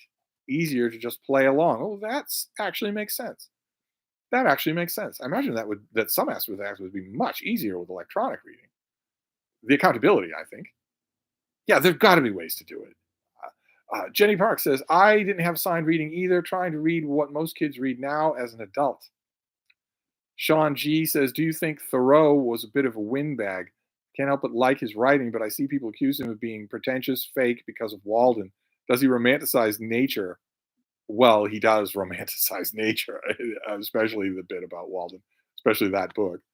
I mean, he it's all this return to the primitive, but he was basketing up his laundry and having his mother do it. So it wasn't a complete return to the primitive. But he can be accused that way. I find that Thoreau and especially Emerson, I actually like them more as I get older. I don't know why that is. I always discount that sign of reaction, but that is true. Street Medic, well, shake me up, Judy, on an out 9F. No, I don't. Okay. Okay, I don't know what language this is in. It's a Stevestream is one of the words in there. J. Scott Phillips says one of the things that got me reading in elementary school was a subscription to Scholastic books. A huge range from classics to juvenile science fiction, nonfiction, science books. The Scholastic's the one that had the book fair, right? That everybody has such fond memories about. That's come up a lot on BookTube. Did that happen with you? They have a fair where students get to just go and pig out on books. I got 3 or 4 of those books a month. Still have every one of them. Wow. Anti Guy says Radcliffe has become a really talented actor once he got away from Harry Potter. Okay, maybe you're seeing him do some private performances. uh, Jovan Mitrov, whereas Rupert Grint has become a really talented actor since Harry Potter. Jovan Mitrovic, do you have book talk bookshelves in U.S. bookstores? Yes. Yeah. Matt Sheridan says, Did you see the trailer for Joker 2? I did. I did. Sean G says, also, do you have advice for someone who wants to be a vegetarian? I find it difficult enough to get enough, I'm sure you mean protein, without any processed food or carbs on a vegetarian diet. The protein thing is always the big thing. That's what people always go to, but it is entirely possible to do. My advice to you would be baby steps, as my advice is with almost anything. Baby steps. Add bits and pieces here and there. Limit meat here steadily as you go. A little bit less. A little bit less. Eventually, if you branch out and you're adventurous and you learn what you can cook and what you can't cook, eventually you will find substitutes for all of it. Uh, Monet Doyle says, "I loved when." Oh, and you keep in mind also, Sean. This doesn't have to be all or nothing, right? I worry sometimes that people who want to decrease the suffering of meat farmed animals can be too caustic. It can be too all or. It doesn't have to be all or nothing. Meat can still be a rare added little delicacy in whatever you choose to eat. That can still happen. It just doesn't have to be. I imagine right now that meat and meat products are a huge part of your meal, and that doesn't have to be so. Uh, Moni to us says, I loved when they had the Scholastic Book Fair in middle school and high school. I've heard that from everybody. The Scholastic. I don't remember. I don't think I ever went to a Scholastic Book Fair, but everybody praises them. Tolstoy 111. Kids will find stuff to read on their own. Schools didn't point them towards Twilight or the Hunger Games, but school is the one place they may read Shakespeare in their lives. Okay, we can disagree. Jordan Parsons says, "Please be vegetarian. It's really not that difficult." No, it's really not that difficult. Being some kind of Mooney-esque scorched earth vegan, like the character says in The Simpsons, "I won't eat anything that has a shadow." That I could see that would be off-putting. But vegetarianism was possible 150 years ago. It's certainly possible for you now. You have a huge amount of choices. It'll require a little more time in the kitchen. If you never prepare any meals, it'll require a little more time in the kitchen. But it's very basic. It's very simple, and the protein is the thing that people go to. But believe me, there are plenty of choices out there. I imagine there are a million YouTube channels on how to do it. Even the baby steps that you need. Just take little baby steps.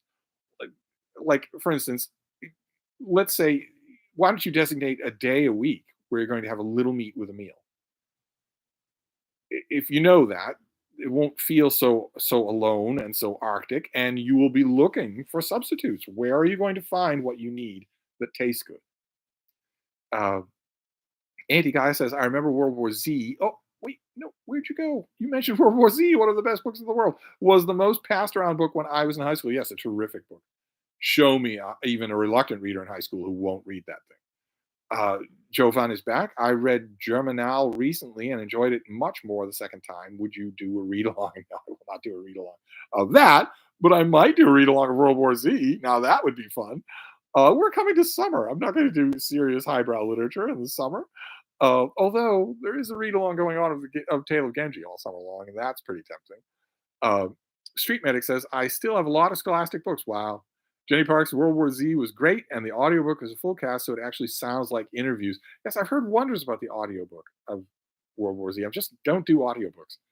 I don't do them myself, but I've heard wonders about it. Books and Knits and Things says, has anyone seen the Father Ted episode where he's pretending he's read Crime and Punishment in order to impress people? I have. If I'm thinking about the right one, I have. Sean G says, I like reading Emerson's writing style a lot more than his philosophy. Seems like nonsense to me. Very hard to understand. Yeah, as all philosophy is nonsense. That's the reason why. Jovan says it's pronounced Jovan. Have you ever been to Yugoslavia? I've been to Yugoslavia, but why can't I call you Jovi? No, I call you Yovi.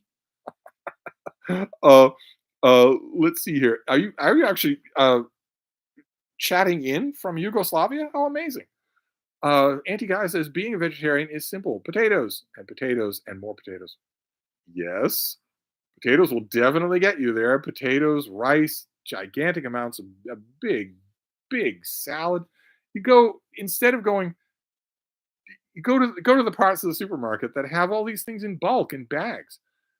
Maybe make the investment for containers. But all of a sudden, you will find that you have huge amounts of food for a fraction of what you were paying for processed meat. It's not only do you have a huge amount of food, but it'll keep longer and you can make it all the time. It's not that hard. Like Jordan Parsons says, it's not that hard. And potatoes are the wonder drug. They are the key. Uh, Gola Muad'Dib says, "Hi Steve, it's been a while. Looking forward to that Silmarillion reread." Yes, we start this weekend. We're doing the Ainulindale and the Valaquenta this weekend. Not hard to do at all. 30 pages. And then we move into the Quenta Silmarillion, and that is an actual story with an actual, with MacGuffins at the center of it. Auntie Gaia says, "Oh wait, oh no, where did you go, Auntie Gaia? Where are you? Meat is disgusting. I never really liked it." Well, okay, I won't go that far. Of course, bacon is God's own food, but you don't need it at all.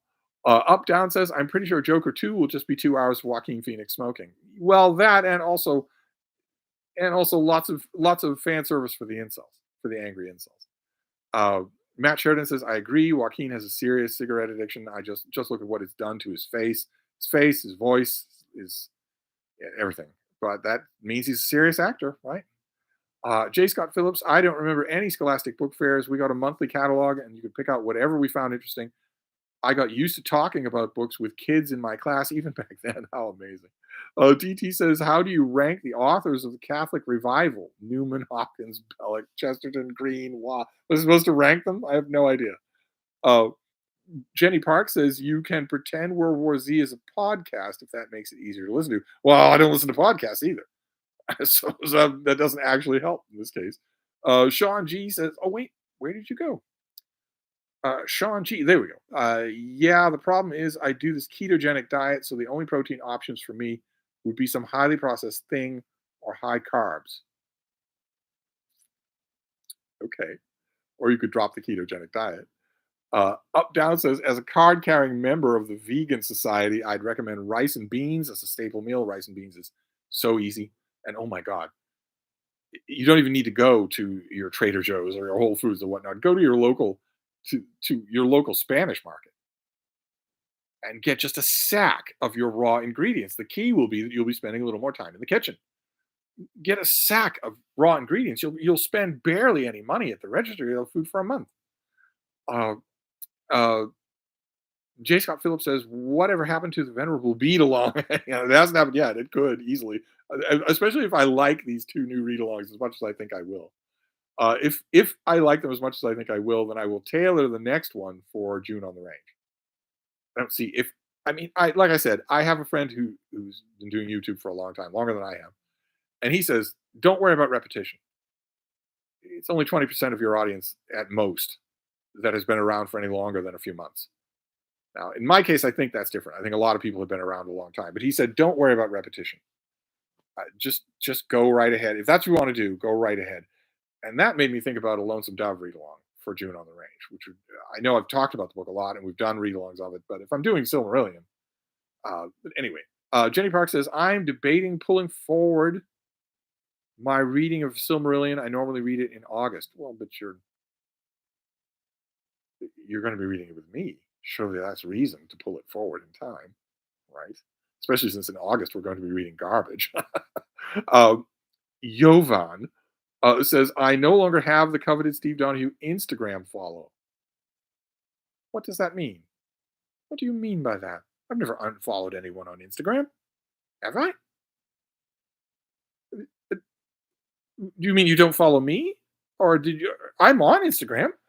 I didn't post, I don't think I posted anything today, but I'm on Instagram. And if you're on Instagram and you don't wear your shirt, I'll gladly follow you. I follow all kinds of people on Instagram. I don't know what that means. Why are you even included a cartoon that's crying? You can follow me on Instagram, and I'll follow you if you'll let me know where you are. RTL says, have you been to the Haymarket Farmers Market? We get all our fruit and vegetables there. Best deal in Boston. Yeah, it's amazing. I haven't. It's a little out of my way. I don't move much, so it's a little out of my way, but I do sometimes go. Mike M. Oh, the chat jumped. Does it not like Mike M? Are you a fan of the old creepy comics from EC Comics? No, I'm not. No, not at all. I saw Mike's video, Michael K. Vaughn's video. It was terrific, just terrific. It was every bit as good as I hoped it would be, but no. Tolstoy 111. I've heard younger booktubers call The Giver their favorite classic. Yeah, well, most of BookTube considers classics to be anything that's older than 70 years, or maybe even less than that. Scott Jones says the amount of daily protein people need is overstated. Yeah. Nevertheless, there are plant-based protein sources that will get you more than enough protein. Beans is just one example. Yeah, there are a handful. There are plenty of basic tutorials out here. It's a shift, and if the shift makes you feel disoriented and really uncomfortable, then take it in baby steps. But it is entirely possible to do. Uh, Michael Lombardo says, "Are the air conditioners in place again at Hyde Cottage?" No, no. The goal that I always try is at least wait until the 4th of July. Last 2 years, I couldn't quite do that.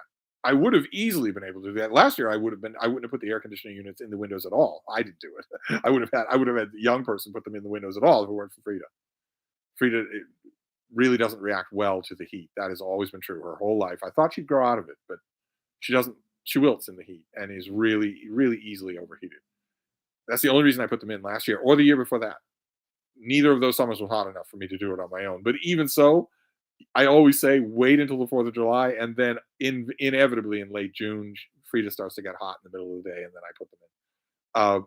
Are you a fan of fermented cabbage dish kimchi? No. Anti-Guy says people seem to think that just because an actor loses a bunch of weight, Phoenix, or gains a bunch of weight, De Niro, they deserve an Oscar. I know. Talk about Brendan Fraser. Be a perfect example of that. Geo Craftsman, we're at more than 60 past the hour. Don't let us keep you if you have something you need to get to. Oh, am I boring you, Geo Craftsman? Is that your subtle way of saying I'm boring you? We'll go to 10 past the hour, 15 past the hour, something like that. What's the matter, baby?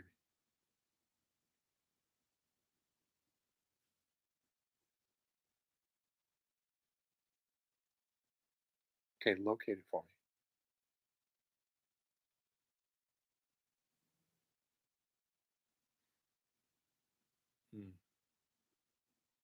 You can go if you want. All right, sorry. Where were we here? Uh, Matt Sheridan.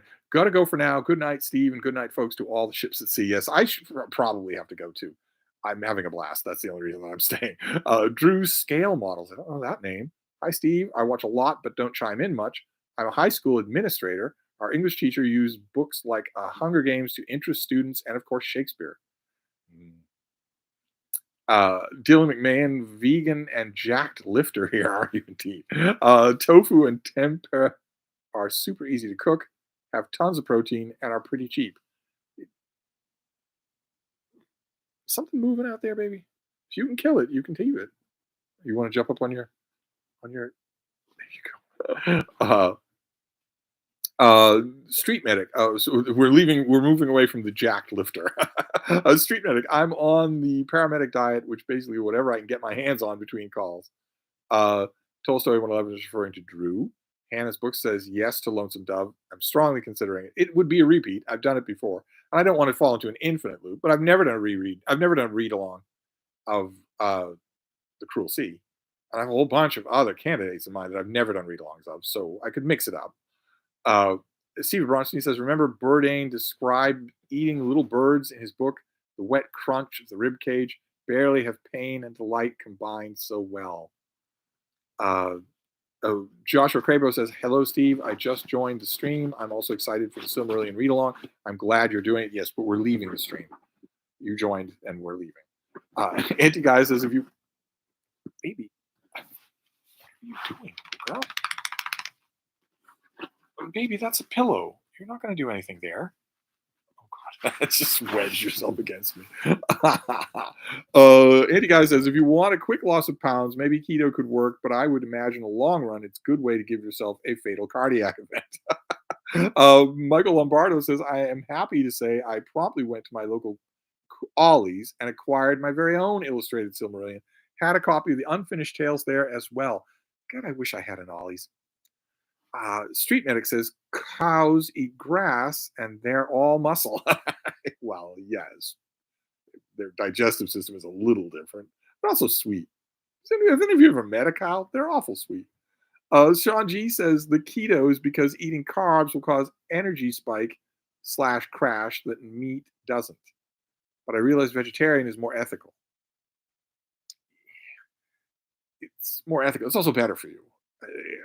No matter what you might be hearing from news sources of your own, it's also better for you. Uh, Anti Guy says Blob Watch. Okay, Blob Watch on the 12.9-inch iPad, this huge iPad. It's constantly asking me for updates that I don't want to give it. I don't know why that is, but let's do Blob Watch. Yes, because we have an event that I think is coming to New England. Uh, okay, so here is the Blob Watch right there, and that is the event right here. I think that this right here is going to combine with this right here and get to Boston next week for days and days of rain. I think that's going to be true. This is a little deceptive. These are actually bigger than they look, and could definitely soak the system.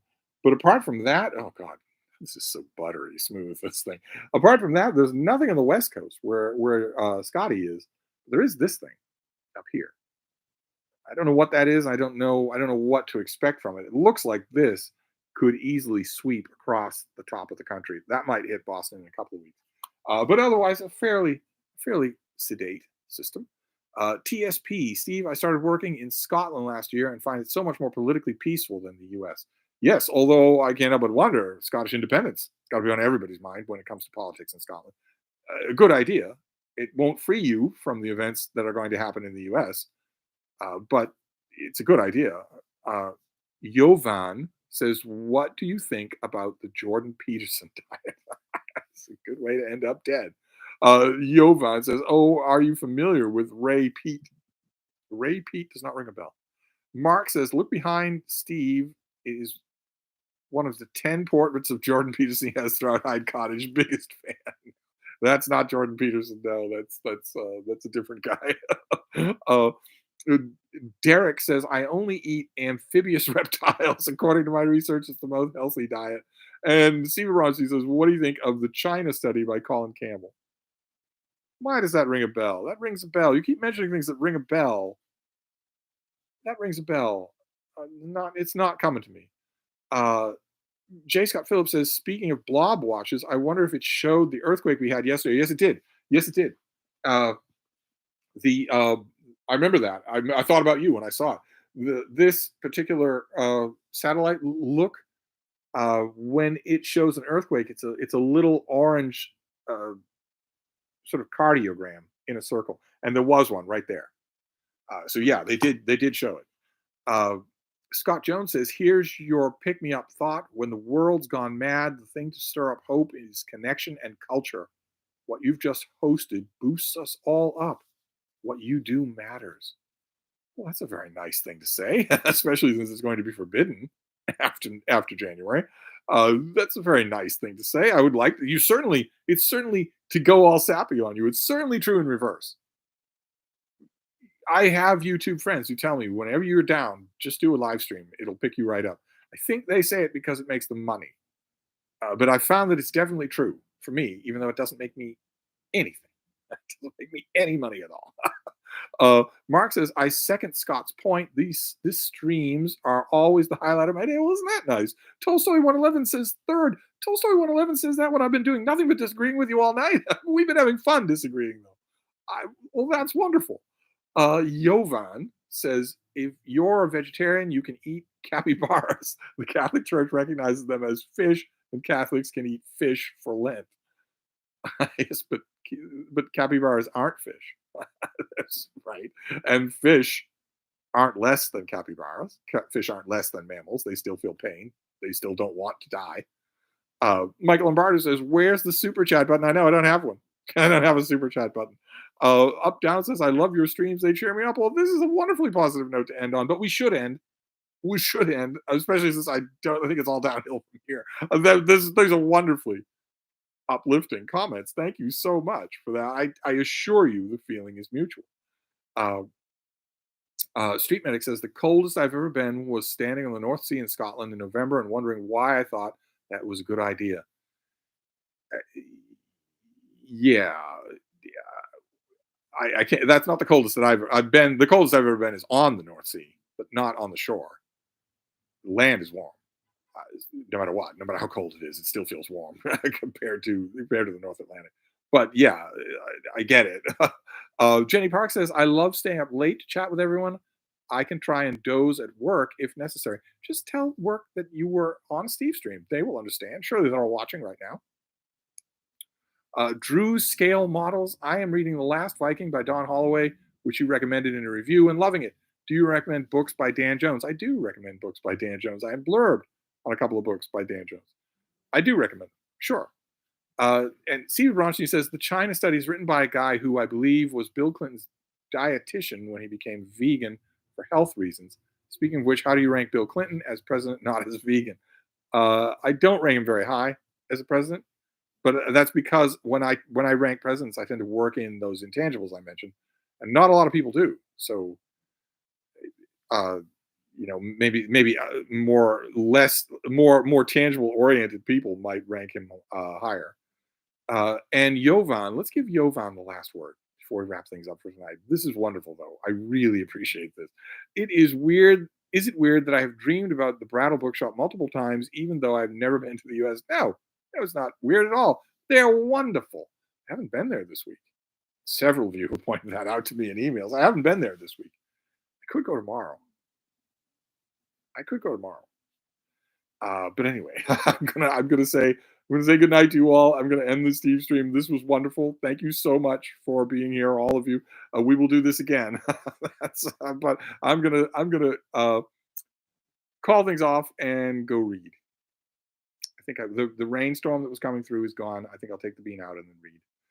But I'll be back, and you have plenty of videos to watch by me anyway. So I'll wrap this up for now. I'll see you all soon. Thank you, everybody. Oh my, thank you all so much. How wonderful.